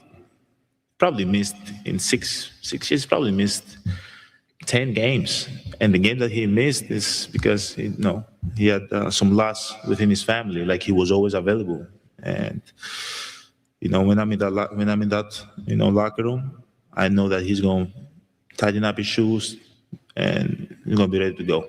And I'm excited to be with a guy like that here in the Heat. And obviously, it's like my like my running mate. Like, we're going to try to figure things out together. It's like having a partner. So that's also nice. He's right about Bobby Portis being available, not being hurt. Right? He missed 38 games in his first 4 years with the Bucks. I'm doing the math right now to go over it. He missed 31, and then he missed, 21 the last year. So he didn't play every single game. No, he didn't play every single game. One year he did 82 in 2023, 2024. It's crazy because, like, when we talk about the Bucks, we never talk about, oh boy, Bobby's always hurt. Like, that has never come up. No, but you ever remember having a conversation with people getting mad because he's hurt? It never felt like he was hurt for long periods of time. I know he had the suspension that happened and all of that, but when he was hurt, it felt like 1 to 2 games. It was never 2 weeks straight of Bobby Portis being out of this lineup. I also think some people maybe got sick of seeing Bobby Portis in the lineup sometimes. So I think at the same time that it maybe he wasn't in every single game. You thought he was in every single game because you just saw Bobby and then sighed and was like, a lot of people are doing that with Aaron Ashby right now too, even though Aaron Ashby does pitch in every single game. It feels like people are starting to get sick of Aaron Ashby. So now every time they see him, they're like, oh my God, he's back again. Every time. People are doing that. Yeah. Are you looking for a college where you can excel in the classroom and on the field? At Bryant Strand College's Wauwatosa campus, you can compete in the NJCAA Division II athletics with more than 20 men's and women's teams to choose from. Keep playing the sport you love while earning your associate degree in business, healthcare, criminal justice, or digital marketing. Athletic scholarships are available for those who qualify. Let me read that line again. Athletic scholarships are available for those who qualify. It's not D3, folks. It is D2, right? It's a JUCO school. So if your athlete, like right now, they're looking for track and field athletes, wherever you may be, right? If you're streaming us in Illinois, come on up. If you're streaming us in Minnesota, come on over. Michigan, come on over. Northern Wisconsin, Central Wisconsin, come on down. We're here. We want to help you continue to advance and doing what you love to do, right? But the other part about this is having some money go towards that bill. And it's a JUCO school. It's not going to cost you nearly as much as what a D1 school is going to cost. And if you do really well athletically there, maybe there's a chance for you to go to D1 for your 3rd and 4th year in college and go play somewhere else at the higher level that you may want to eventually get to. It's a no-brainer. Visit BryantStratton.edu, BryantStratton.edu, and discover how Bryant Stratton College is built different for you. Coming up next, Charlie Sounds of the Day. It's Wisconsin Sports Daily, live from the Wisconsin Sports Radio Network studios, powered by the Potawatomi Sportsbook. Sparky with you.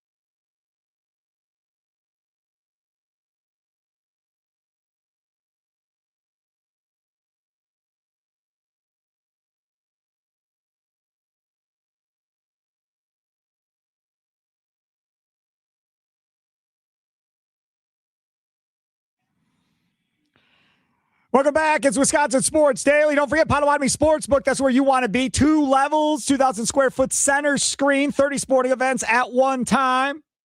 Reserve those seats online by going to Potawatomi.com. You have to pay a nominal fee towards your food and beverage costs for that night, but you're going to spend money anyhow. And that Potawatomi Sportsbook kitchen, my goodness gracious, man. Full menu, all-day brunch, homemade pastries and desserts, over 40 beers on tap, dozen different specialty cocktails, free parking at Potawatomi Casino Hotel Milwaukee, shuttles to and from all Brewers home games, including tonight and this weekend, right? Take advantage of that. Now, in order to get on the shuttle, you got to make a $5 same-day wager or $5 purchase in the Potawatomi Sportsbook kitchen, and they'll give you a bracelet. You just got something to ride the shuttle, and you're good to go. So I'm telling you, that is the way to go, taking that shuttle there. Check out for all more information over there at Potawatomi.com.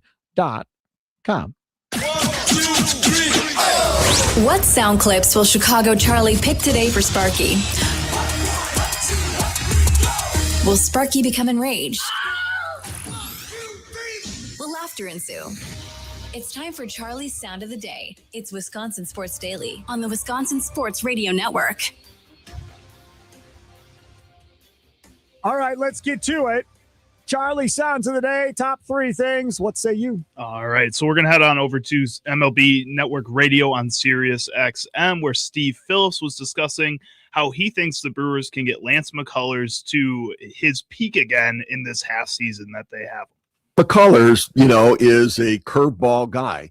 Remember, he threw 24 straight curveballs in the one playoff series and playoff game. And so we know that he can spin the baseball.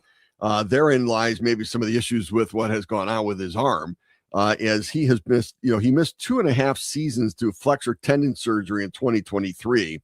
And then he had the setback in 24. So he missed 2.5 seasons. Then he returned in 25 and then spent 3 different trips to the IL last year. And he missed the 2019 season after undergoing Tommy John surgery. And he's been on the injured list this year. And he's working his way back on rehab assignments right now with a rotator cuff impingement. So he's not the most predictable guy, right? The best ability is availability, and he's not been very available. And he's not been great since coming back, but he's a great guy, and he'll go in there. And so in Milwaukee, it's not just trying to figure out how do we get him to be successful again. It's also how do we get him to stay healthy again? That's going to be the challenge. But their view of it is that they're getting 2 pitchers for $2.5 million, and a prospect is effectively what they're doing. And we trust in Milwaukee that they're going to get more out of them than whatever they were giving with whatever team they came from before. This is the thing. Chris Hook can fix about anybody. Now we're asking him to play God and keep this dude healthy too. Like, we said it yesterday. If he's healthy and McCullers pitches well, they're going to do an investigation on the Brewers. What the hell is going on over there? Something does not seem right over there. Literally everything they touch works. I'm serious. They are going to launch some type of investigation. If McCullers is healthy the rest of the way out, and he's like their third in the playoffs and pitching like he did like 5 years ago, oh my goodness. And Cub fans are going to cry for years if that happens. I don't think this move is to find a way to keep McCullers healthy or to get him to pitch at his peak. It's a way to get Jacob Mizorowski to stay healthy and some of these other guys that have pitched a lot more than they ever have before this season. And if you can get a guy like McCullers who can come in and be a 6th starter for you potentially, and yes, if he only pitches 4 or 5 times, that's a little disappointing. But if you can drag that out a little bit more, I guess in a 6-man rotation, 4 or 5 times would be pretty nice. If he only pitches 1 to 2 times for you, that's disappointing. I think you can get a lot out of the other 4 or 5 guys that are pitching alongside him. And then if he burns out a little bit, you're okay with that, because hopefully by that time you're getting into the playoffs. Right. You can hopefully get one of your other starters back, Quinn Priester or Brandon Woodruff, if one of those guys are ready to go, and you can work with that. That's exactly right. All right, you got another one? Next up, we're going to hear from Brandon Cisse, the Packers' first-round pick this past year, our first pick this past year, and why he chose number 2. Why does Brandon Cisse wear number 2? My older brother wore number 2 when I was a little kid. He was in high school, and number 2 has always been my favorite number because if you guys know, Charles Woodson in the Rose Bowl had the rose in his mouth. He wore number 2. Just always been a fan of his game, and I always liked number 2, so that's kind of why I wear number 2. Who did Brandon Cisse model his game after? Well, I have 4.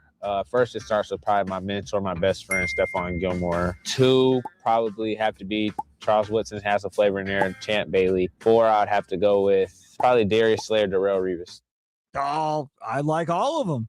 And Woodson, hey, you're preaching to the choir in Green Bay, Wisconsin when you start talking about wanting to be like Charles Woodson at that point. That's a hell of a guy to hook up with. Now, again, do you think that's PR 101 or do you think he I actually think that's probably true. That? Yeah. Charles Woodson was a bad I know he was a dog, man. but like also it's like you're on the Packers now, you know. Well, sure. I mean, you go in and you push a little bit of the Packers juice, Packers love. Hey, I'm all about it.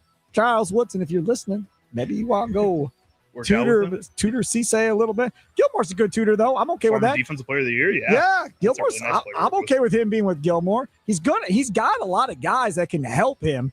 You know, it's just a matter of taking that athletic ability and getting it consistent and learning how to play in the NFL. Coming up next, Green and Gold update. Plead the Fifth, brought to you by Habish, and Rotier. Nominate somebody that you want to see keep their mouth shut. 414-677-1250, 414-677-1250. Then we'll follow the money with Austin Herdania, the Potawatomi Sportsbook in the last segment. It's Wisconsin Sports Daily, live from the Wisconsin Sports Radio Network studios, powered by the Potawatomi Sportsbook. Sparky with you.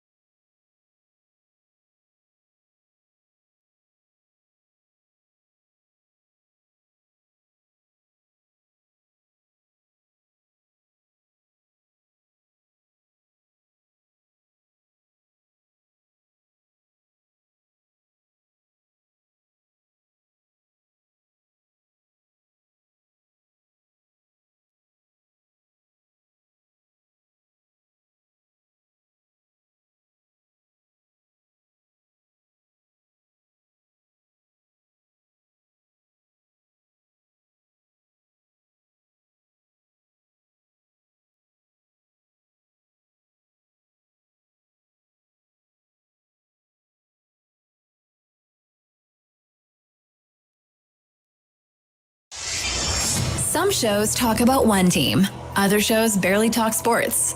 This show will talk Packers, Brewers, and Bucks. Every day. It's Wisconsin Sports Daily with Steve Sparky Pfeiffer on the Wisconsin Sports Radio Network.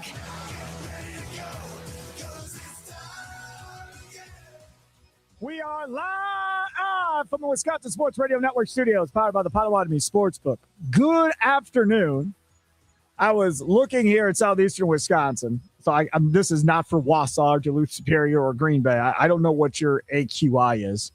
I didn't realize what AQI meant until last night.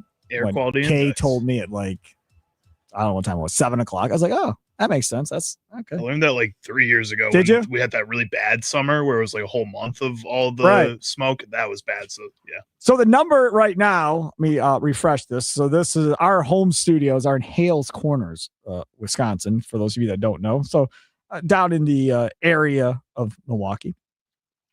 And right now, our AQI is unhealthy, still in the red, at 162. Mind you, earlier today it was over 300, and we've been to 500, I believe, at one point already as well. So it's definitely come down. Now, unfortunately, there's supposed to be more smoke coming in this weekend at some point. So then we're going to be right back in the mix again. Now, when it comes, we'll have to wait and see. As far as the Brewers go, as far as I know, the game is still on. They had put out a press release earlier today saying if you didn't feel safe with it or whatever else, you could exchange your tickets for another game. If you choose not to go to the game today, which I thought was a very first-class move by the Milwaukee Brewers, right? Especially if you have asthma problems and are dealing with that type of stuff, probably not wise to be out in this. Probably not. I feel I don't know. Maybe it's not the Brewers' decision, but wouldn't the players, wouldn't you want to maybe keep them out of playing in something like this? So the way the press release was worded, they said that this is Major League Baseball's decision, not the Brewers. So if the game were to be canceled, it would be Major League Baseball in New York canceling this game. What if what do you think would happen if the Brewers decided to cancel it? I don't think would they get fined? Would they get and not go to Major League Baseball? Yeah, and they were just we can't put our players out here for some reason. We don't want to do this. Yeah, I don't know. That's a good question. I don't just forfeit the game maybe, unless maybe both sides would agree on it or something. Right. The one thing I don't know is I don't know if a game's ever been canceled for this, because I would think if you make the decision to do this and it's never been done, then you have to draw a baseline number in the sand for future reference for other baseball stadiums, right? So if you're Major League Baseball and you go, okay, if the number is over 300 at first pitch, we're canceling the game. Or if the number is projected to be over 300, I guess, at first pitch, we're canceling the game. Now, my understanding of the weather situation for this weekend, per Mitch Thunder Nellis. This has happened before, by the way. California happens actually quite a lot, and then in New York it's happened before. What was the AQI number? Around 220 was the last. 220? That was a few years ago. In Minnesota, 530. There was a game that was canceled one time for that. Right. Mm-hmm. So there's got to be some type of baseline number. Now, according to our guy Mitch Thunder Nellis earlier, he told me, again, he's not a meteorologist either, but from what he saw, he thinks that tomorrow afternoon's game should be okay. He thinks there's concern for Sunday's game potentially with the smoke again. So either way, we'll be here either way. Tonight, leadoff show coming up at 5 o'clock. I'll be here with y'all from 5 until 6:30. And then after the last pitch, you make the switch, I'll still be here with y'all with the franchise Tim Allen tonight, starting from 9:30 to 11. Tomorrow, leadoff show with Mitch Thunder Nellis hosting from 2 to 3. And then Tim Allen and I back at it for the post-game show tomorrow night from 5:30 to 7. And then on Sunday, Aaron Morris returns from vacation. He'll do the leadoff show and the postgame show with Tim Allen. So that's what your weekend slate looks like. And tomorrow morning, 7 a.m. to 9 a.m., Chuck Garbedian on golf. He was on this morning on Wisconsin Sports Wake Up Call. If you want to go back and listen to that, he was on at 6:40 a.m. Talking about the Open and the leaderboard and all of this fun stuff. So that was really good. Did he ever tell you? Because I asked him, I was curious, because a guy hit an eagle. We played the sound clip from the guy talking about hitting the eagle on, I think it was 17. And I asked Chuck, I said, hey, man, I said, I am sure you have, but I don't think I've ever asked you, have you ever hit a hole in one? Mm-hmm. I think he's had 7 of them. Yeah, he's told me about that. And that he hit 2 in one day at the same golf course. Yep, he's brought that up before. Damn. I told you, and you were saying, "Oh, Chuck said anybody can do it." I mean, I trust Chuck's opinion. No. This was not the Summerfest hole-in-one contest. I know it's not. This was a real golf course. I know it. That's not the same thing. That's why I'm saying Chuck's such a good golfer that I trust his opinion when he says anybody could have hit the hole-in-one challenge. I never got an update if somebody did or not. Oh yeah, we never asked. I never found out because we weren't there on Sunday, so I don't know if anybody ended up getting the hole-in-one or not. So anyways, tomorrow morning, 7 to 9, he's got a bunch of guests coming up, including a couple of people that are there at the Open. So that'll be fun. And then 9 to 11 tomorrow, back with College Sports Weekly again, right? Don Wachillis, Dan Underberg, always fun show there. We got cut off an hour short last week, so I know Don's got lots to. Did they stick around and do the leadoff show with you last week? Don did, yeah. Nice. How was it? That was a lot of fun. Yeah. Yeah, I threw him off a little bit because I was asking him who he thought should be an all-star alongside William Contreras and Jacob Mizorowski, and he didn't. Not that he wasn't prepared, but I just asked out of nowhere. Well, he wasn't prepared because y'all weren't supposed to be doing that show. Well, yeah, I guess he wasn't prepared. It was because the Pirates rain out, which we knew was going to happen in Pittsburgh, so that everything got screwed up on Saturday, so everything had to get moved around. But he said terrain in his final answer. Yeah, that's easy, but I was like, Ashby deserves to be an all-star. I'm going to keep fighting for that. He did not pitch well down the stretch there going into the break, in my opinion. But they said the last month didn't count. That was the rumor. Right, that's what they said, because they were voting before the last month. Again, make sense of that for me, please. It's time for your green and gold update on Wisconsin Sports Daily, powered by the Potawatomi Sportsbook on the Wisconsin Sports Radio Network with Steve Sparky Pfeiffer. All right, green and gold update time. I'm going to let Charlie take the lead on this one because he found a piece that I found very interesting. What do you got, Charlie? All right. So I want to start off with this tweet from Jacob Morley, our friend over there with Packer We haven't Report. had him on in a while. We haven't. We should get him on soon. But he says people forget how impactful Edgerrin Cooper was as a pass rusher and blitzer his rookie season. He said that took a backseat in year 2 as soon as Micah was acquired. Don't be shocked if 56 is leading the team in sacks when Micah returns. If we also head on over to Pro Football Focus, they put out their lists of all the players that they feel like could have all-pro seasons this year who have never been all-pros before. Colson Loveland was on that list for the Chicago Bears, which I thought was crazy. That was a weird pick for them. But they also put Edgerrin Cooper on that list as well. They say Cooper has flourished since arriving in Green Bay. Over the last 2 seasons, the second-round pick has turned into one of the sport's foremost linebackers. Cooper's 83.2 overall PFF grade since 2024 ranks 5th amongst his counterparts to play at least 1,500 snaps, producing a 76.2 plus grade in all 3 major categories. They note that his tackling has been his biggest weakness so far, missing 13.9% of his career attempts. So if he can shore up that tackle attempt number, get that down a little bit, that he will easily be an all-pro for this defense. With Micah Parsons out of the lineup to start for at least the first 5 or so weeks of this season, potentially 4 if he can come back quickly for that Bears game, I want to know what your expectations are and what does it say about this Packers defense if Edgerrin Cooper ends up being the leading rusher, the leading sack guy for this Packers defense before Micah Parsons comes back. 446771250. Get on the Nicolay Law Talk and text line that way. Well, it tells you a couple of different things. One, praise is deserved for Gannon because that means as the new defensive coordinator, he put him in a better position to attack the quarterback maybe than Hafley did. I'm guessing that means they're moving him all around the line of scrimmage, coming from the outside, coming from the inside, and finding different ways for him to come home and use his athleticism. So I think Jonathan Gannon will get a bunch of praise. Obviously, Cooper is going to get a bunch of praise, right? If he is rolling along 5-6 weeks into the season like that. However, like, what's that number really at the end of the day? 5 sacks, 6 sacks, something like that, probably, if he's really playing well. Now, again, the number is 2. Then nobody's going to be happy with any of this. Nobody's going to be talking about Cooper or Gannon. Everybody's going to be livid that nobody stepped up. To me, I think it's going to, if he has 5-6 sacks, everybody's going to look at Van Ness and go, come on, dude, what's going on? Like, you got to get after him. They're going to look at the other young guys up on that defensive line that have been working out with Micah Parsons during the offseason. You're like, come on, let's go. we need more than a linebacker to do this. Somebody on that defensive line has got to step up and have that other guy. And I know there's been no talk of this Josh Sweat deal with the Cardinals. That's kind of went away and died out. That has got to be considered if you're the Green Bay Packers. I'm sorry. And especially if you think Micah Parsons is out more than, say, September. Like, if you think there's a chance he's not back till November, you really, really have to consider going out and making that deal.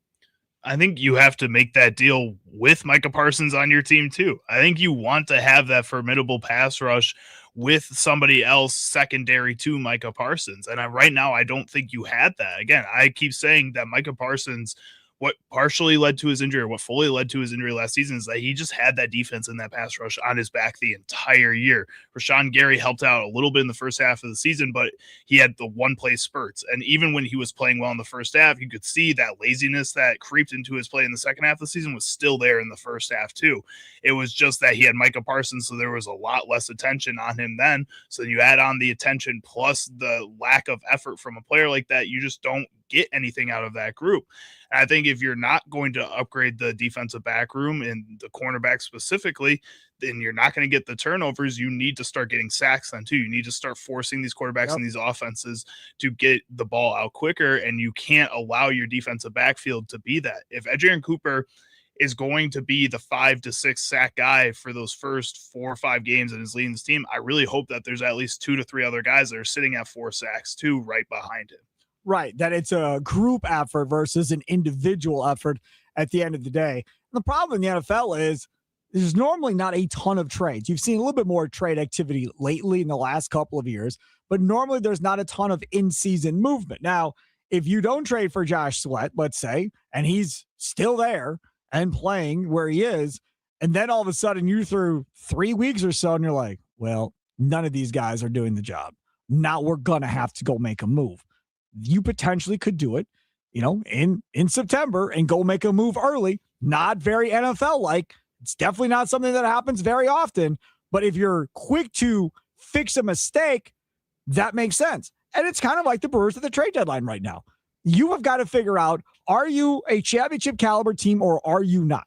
And if you're watching in September and you're going, we need a pass rusher, and I think we're good. Like, once Micah comes back with this dude that we get, I think we have an offense and a defense can go win this thing. Then it makes all the sense in the world. If you're watching the first 4 weeks and you're 1-3, and you're like, yeah, we're not as good as I thought we were. Like, we don't have the guns that I thought we had. Then you don't make a move. Then you just sit there and sweat it out and hope, no pun intended, and hope that it, figures itself out kind of going forward. But if you're 3-1, 4-0, and you got no pass rush going on at that point, don't you look at it and go, man, if I get a pass rusher to go with him, we're really going to be tough to beat. That's how I would think. And I don't know how Goody thinks when he's watching this stuff in the regular season, but I'm always trying to figure out, how do I make my team better? How do I put my team in a position to win a damn championship? And when you're close, like the Brewers are right now, and like I think the Packers will be, then you got to go do that move. Well, and the Packers will be close. I mean, they're a team that was close the past 3 years with Jordan Love as the starting quarterback. On. Jordan Love, nobody thinks Jordan Love's any good. Everybody thinks Christian Watson sucks. Nobody believes in Tucker Kraft. I mean, I swear to you, this is the most Barry Alvarez team ever. With everybody that's been downplayed all offseason, Barry would convince these guys that their mama, daddy, and grandparents all hate their guts and nobody thinks they're any good. And it would be them against the world. He'd build a wall around the facility, and they would just play angry all year to prove everybody wrong. Well, that's what he would do. Will LaFleur do that? No chance. The offense outside of Tucker Kraft is going to be healthy to start this season, so you should you don't know that. We haven't even got to training camp. We don't know if they're going to be healthy. We hope they're going to be healthy. As it is, they're healthy right now going into the season. Cross your fingers. So I think that you should have, at least as Packers fans, I know the rest of the national media doesn't have high expectations, but for that offense, again, to take this next step, you've set that wide receiver room. You paid Jordan Love last offseason. You can go and take a jump as long as, they stay healthy. And I think if you start 1-3 this season, yes, maybe you don't make a move defensively there to change things up, but I think you should be worried about the offense then at that point, because they have higher expectations from their fan base and from their coaching staff and they should have to meet those as well. I'm with you on that. Hey, the Banana Frosty Swirl is the perfect treat from Wendy's Minion Friends. they created the banana cream sauce with real banana. The flavor is like a classic banana cream pie or pudding and pairs perfectly with Wendy's vanilla frosty. That's what the copy said. I've had it with the chocolate. If you like chocolate bananas, I'm telling y'all, that is really, really good and tasty. I think it's just Wendy's is really, really good and tasty. Well, obviously, right? Obviously. Like last night, I had a couple double stacks. I had a fry. The kid had 10-piece nugget that he had. The 3-year-old had a kid's meal. She was all excited. Got one of these little minion characters, like a little like film movie thing and all of that. Yeah, man. She had Kate. What did she have? She had a baked potato, and I think she had chili with it type deal. Yeah, I'm just saying. That's the way to go. That is the way to go. Coming up next, time to plead the fifth. Brought to you by Habish, and Rotier. If you want to tell somebody to shut it, you talk too much, and you talk too much wrongly about this or that, or whatever the case may be. Could be a friend, family member, a person on the Wisconsin Sports Radio Network, a caller to the Wisconsin Sports Radio Network, a texter, somebody in the sports world. All of that available for you to get aboard on with Plead the Fifth, brought to you by Habish, and Rotier. It's Wisconsin Sports Daily, live from Wisconsin Sports Radio Network studios, powered by the Potawatomi Sportsbook, streaming live on Facebook, Fan Milwaukee Facebook page, Twitter, or X, whatever you want to call it, YouTube, and Instagram live at WI Sports Radio. Tell a friend.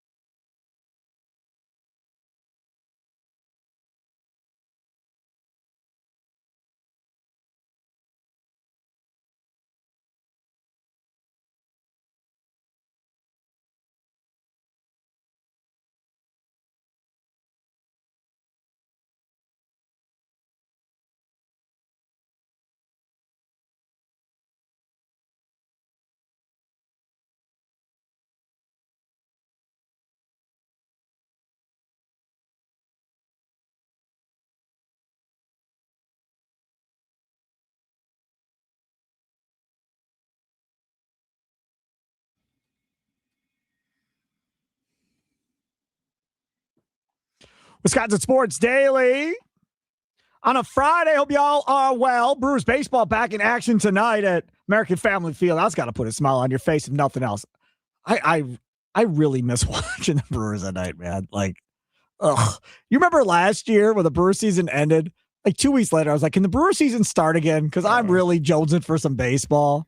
Well, I think there was some Giannis drama going on then too, and that was frustrating you. So that also doesn't help. You don't have to deal with that anymore, Sparky. Silver linings, right? There is a part of me that is looking forward to seeing what this thing looks like with the Bucks. I won't lie. There is. I'm not going to talk about it a ton necessarily if they're not playing well, because I know a majority of people could care less about the Bucks now that Giannis is gone. But I'm still going to be a Bucks fan, true and true, regardless of what happens, whether y'all like him or not. But yeah, they made it easy to watch around here too, so you might as well. Right? I'm anxious to see. Yes, over the air TV on the CW. Very, very, very, very excited about that. Before we get to Plead the Fifth, brought to you by Habish and Rotier, you can still get in if you'd like. You can dial it up. You can text in. Who would like to see just hush it up because of the wrong takes that they may have had at some point this week? 414-677-1250, 414-677-1250. Before we get to that, CB, downtown Milwaukee, you're next on Wisconsin Sports Daily with me, Steve Sparky Pfeiffer. What's up, CB? What's going on, my man? I got a question for you. Sure. Looking at everything on paper, what do you give the Packers offensive line at this point? 5 being good, 1 being the worst. 3. In between. 3. You give it a 3. Somewhere in the middle, because I don't know if I can trust Aaron Banks. I have no idea about Jordan Morgan and left tackle. That's a gigantic question mark. Now, I'll say 3 with the idea that if it all goes well, they could be a 4.5 before it's over, I think. Are you confident with Sean Ryan? Yeah. Absolutely. Love Sean. Not Sean Ryan. Zach Tom, I love at right tackle. I'm in there. Sean Ryan, I'm in between. I don't know if he can play center. We'll see. He is a mauler, so that's good. He's going to be more physical than what you've had at center the last couple of times. He's got some experience last year, so I feel good about that. Yeah, we'll see. We'll see what it goes. I think he's smart enough to play the position. Because tell me if I'm wrong, Charlie, you got to have some brains to play center. That's the leader of the group. Right. He's the guy that's directing everybody else. He's the one making the calls typically for the entire offensive line. Yeah, you have to be ready to take on a little bit of a bigger workload mentally. I think he can do that. So, yeah, I'm okay with him. Like, I don't know about right guard, Belton, if he's going to be the guy or not. I love him. I just don't know if he can take that next step because they need him to. So I think there's just more questions than proven players at this point. Charlie, what you think, man? And I'm going to get off the phone. I'm here. What you think? As long as they stay healthy and can be out there as a one unit for this entire, at least, break that they're missing Micah Parsons with and build some kind of cohesion with that group, I'm excited about them. I think they're younger, but I'm excited to see what Jordan Morgan can do as a starting left tackle. I think I'm excited to see Anthony Belton in a bigger role and in a more solidified role with this team. Yep. I'm excited to see what they can do. I'm probably right about that 3 mark too, though. I'm not fully confident in them, but I'm excited. All right, CB, thanks for the call. Do appreciate it. All right, now it is 4:20 on a Friday. Let's go. It's a Plead the Fifth Friday, sponsored by Habish and Rotier. Who should have just kept their mouth shut? Who made a bad decision commenting on a topic they shouldn't have? Let's hear who you think should plead the fifth this week on Wisconsin Sports Daily. Served up by Wendy's with Steve Sparky Pfeiffer. Dial it up, 414-677-1250, 414-677-1250. Can I start on the Falcon text line? Sure, go for it. I don't know if this is the same person that got mad this morning at me. Could be. I don't have the numbers memorized. From the 414, I nominate the texter this morning that had the asinine idea of trading Jesus Madej and Sparky and Thunder for agreeing with that person. Do you have any idea what he's talking about? I don't know. What happened? This morning, a person suggested that the Packers should trade for James Wood, the right fielder who has 28 home runs and is unbelievable. Second season like this, yeah. You would have 4 years of control. He's got pre-arb next year and then 3 years of arbitration. So 4 years of control for a guy that's got 28 home runs right now. Nobody on the Brewers are close to 28 home runs. And Jake Bauers is going to be gone, right? Mm-hmm. That's one of your power hitters. Right. And I said that I would do it. Yes, I would. If you had an opportunity to get James Wood for 4 years to play in the corner opposite of Churio, and then Mitchell or Lara or whoever the heck it's going to be in center field, and I can put James Wood in the middle of that lineup with that power to go with Contreras next year, if they keep him, to go with everything else that you have, hell yes, I'm doing that. Am I trading Madej for a rental? No. Am I trading Madej for a year and a half of a pitcher? No, I'm not. 4 years of a power hitter that's an absolute stud at American Family Field who already plays in the NL and knows the pitching? Yes. Yes, I would. I would absolutely freaking do that. And that is a position where, as I said earlier, hey, man, you've got a couple of outfielders that are coming, but you have nobody coming with that type of power. Nobody. Madej's going to be 25, 30, somewhere like that. But you're talking about 40 bombs, man? Come on. Like, all day long, I do that. Unless you believe in, like, Blake Burke to hit 40 bombs. But he's not an outfielder. No, but I'm just saying in general, the players coming up in the farm system, sure. You got guys that like Adam Shesky is coming. Braylon Payne is coming. Ragsdale is coming. They've got some outfielders, but those guys, I don't think are going to have that type of power. Like Thunder brought up, he's like, well, what about Churio? I don't know, man. Is Churio ever going to get to 40? Maybe, I guess it's possible. I don't think so, but maybe he would have a shot at it. Like if we're talking all positions, yeah, sure. Okay. Burke would have a chance at it. I think Luke Adams would have a chance at it. Fisher definitely is going to probably have a really good chance at hitting 40. So you've got power coming, but in the outfield specifically, you don't have a ton of power coming. You don't have that big power hitting outfielder that's going to play in a corner and just hit bombs for you. You don't have that. No, you don't have that. I don't know if I'd be willing to give up more than like Madej for Wood though. At the same time, I would assume it's more than one guy. You have to. It's 4 years of control because Washington's not that bad. They're not great, but they're not that bad. They have a lot of young talent. They have 2 all-stars in CJ Abrams and James Wood. And apparently both can be had, according to Nightingale. That they told everybody in baseball in the offseason, hey, you can come get these guys. Now, that was before the season started. If they trade them now, National fans are just going to lose their mind. Yeah. Because they're right there in the wild card race. And it's probably not going to be for the value that they'd want, that fans would want. Well, number one prospect in baseball is Madej. You can't get much better than that. Exactly. All right. What do you got for, again, Plead the Fifth, brought to you by Habish, and Rotier, serving injured Wisconsinites since 1930. Check them out online at Habish.com. National reputation, hometown service. What do you got? I have a 2-parter here. This first part is from Giannis Antetokounmpo in his introductory day yesterday with the Miami Heat.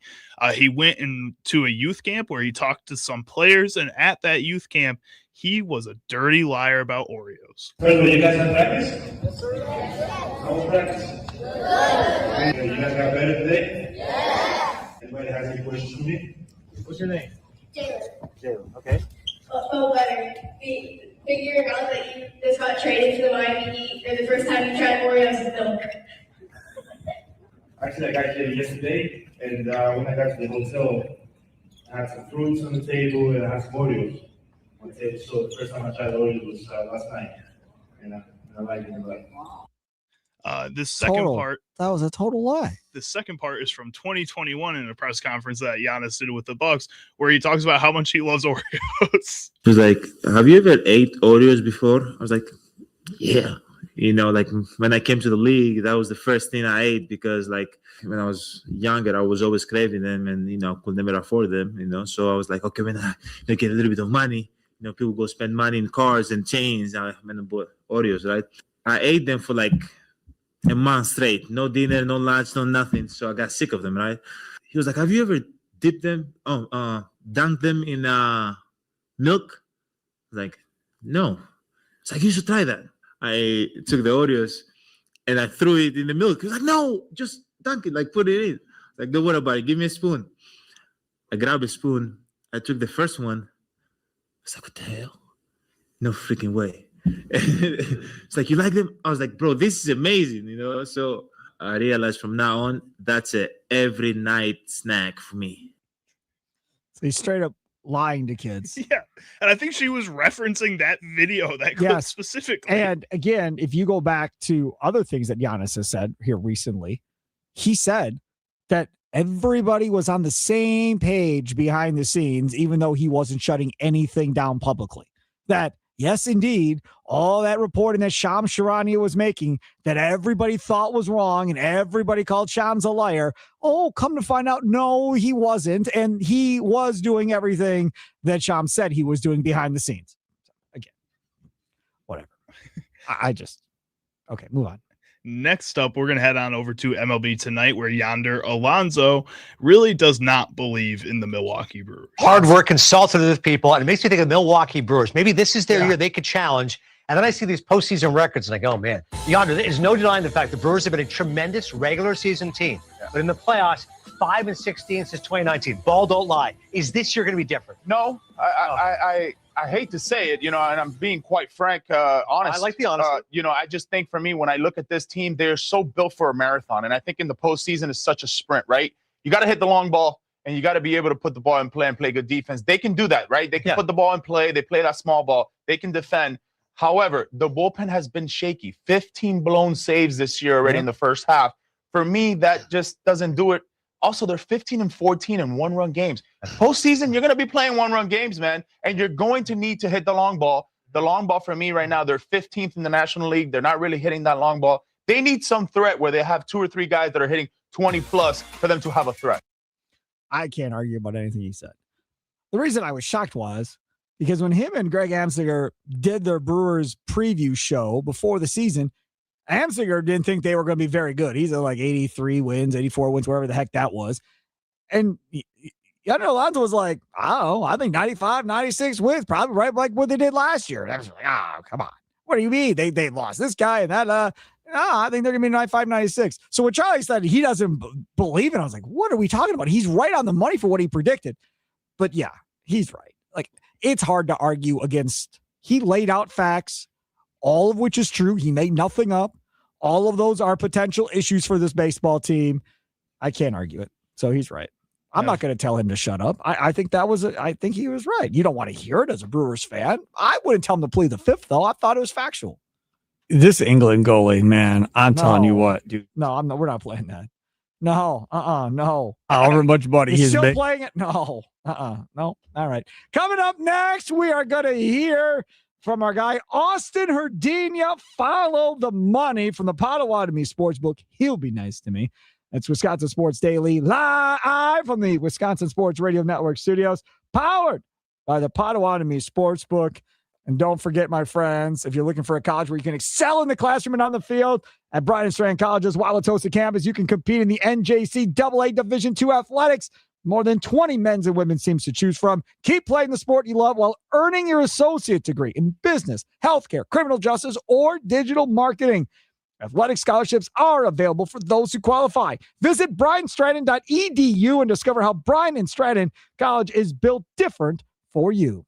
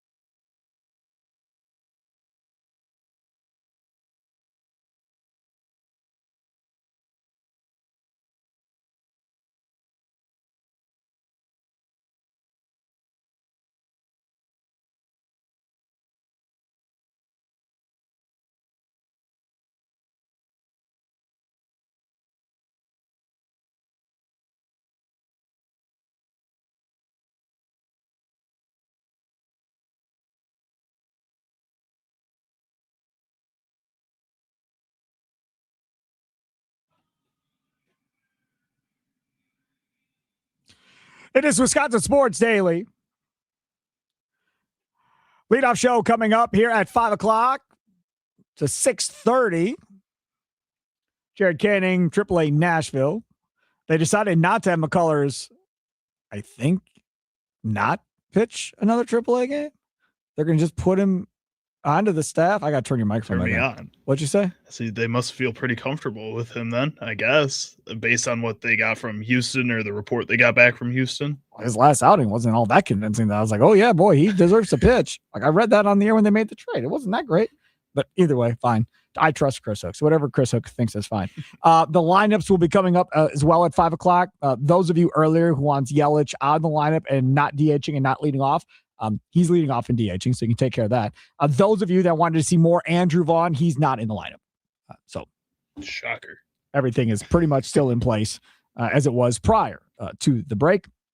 Right, let's go find our guy, Austin. It's time to follow the money with Austin Herdina,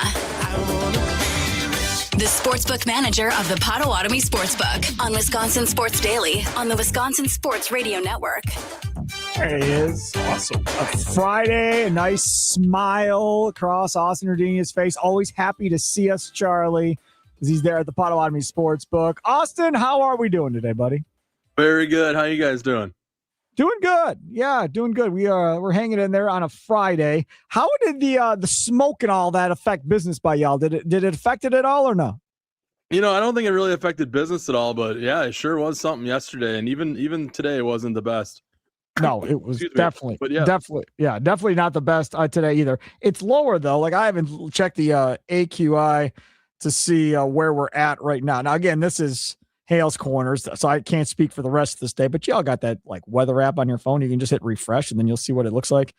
For here, it's still unhealthy, I guess, at 163, but worlds better than what it was for the last couple of days. And they're saying potentially more smoke coming this weekend, so we'll see how that goes. All right, let's talk about the number one game that people are wagering on heading into the weekend at the Potawatomi Sportsbook. Right now, it's the Milwaukee Brewers tonight. Fresh off the All-Star break, Brewers are opening up at minus 157. Home game against the Marlins. A lot of people are coming in, betting on the Brewers. And don't forget, they're coming in. They're getting their shuttle as well. So getting a bracelet to get a ride over to the game tonight. That's as easy as just a $5 bet at the sportsbook, and you get your free ride to the game and back. And tonight we got Logan Henderson on the mound. His pitcher strikeout prop is at 5.5. People have been betting the over at plus 110. So those are two bets on the Brewers game people are looking at the most. Sandy Alcantara, though, man, like that. Yeah. If you look at the three pitching matchups this weekend, the Marlins have the better pitcher, I think, in all three matchups this weekend between the Marlins and the Brewers. This could be a weekend where maybe the Brewers struggle a little bit offensively coming out of the box here. Yeah, and the Marlins have been playing really great baseball. They're a team that people didn't really expect much from them this year. That they've been playing very well of late, and they play very similar to the Brewers do. They like to get guys on base, move them around the bases. Not a whole lot of home runs from the team, but good pitching, good bullpen, and getting guys on base. That's been their recipe for success this year. All right, what is game number 2 that those brilliant people down there at the Potawatomi Sportsbook, where are they putting their money? Game 2. People are looking ahead to Sunday's World Cup final, Spain and Argentina. We got a lot of money coming in on the underdog, Argentina. People are backing Messi to score. They're liking Argentina to win. No, that's not true. You said it wrong. No, it's not they're backing Messi. They're backing the referees. That's who they're backing going into this thing. They've all figured out, well, clearly we're going to make sure Argentina's potentially going to win this thing. The refs have been favoring Argentina the entire freaking World Cup. So let's just make sure that they get it across the finish line. Yeah, makes sense to me if we're being honest. And again, I'm not saying that anything's rigged or fixed, but if you're talking about favorable calls and who's benefited from the most favorable calls in this entire damn World Cup, it is Argentina for certain. They themselves, in my opinion, have not played a full, really good match this entire damn thing. That last one, I lost the last one thanks to my jinxing of the goalie for England.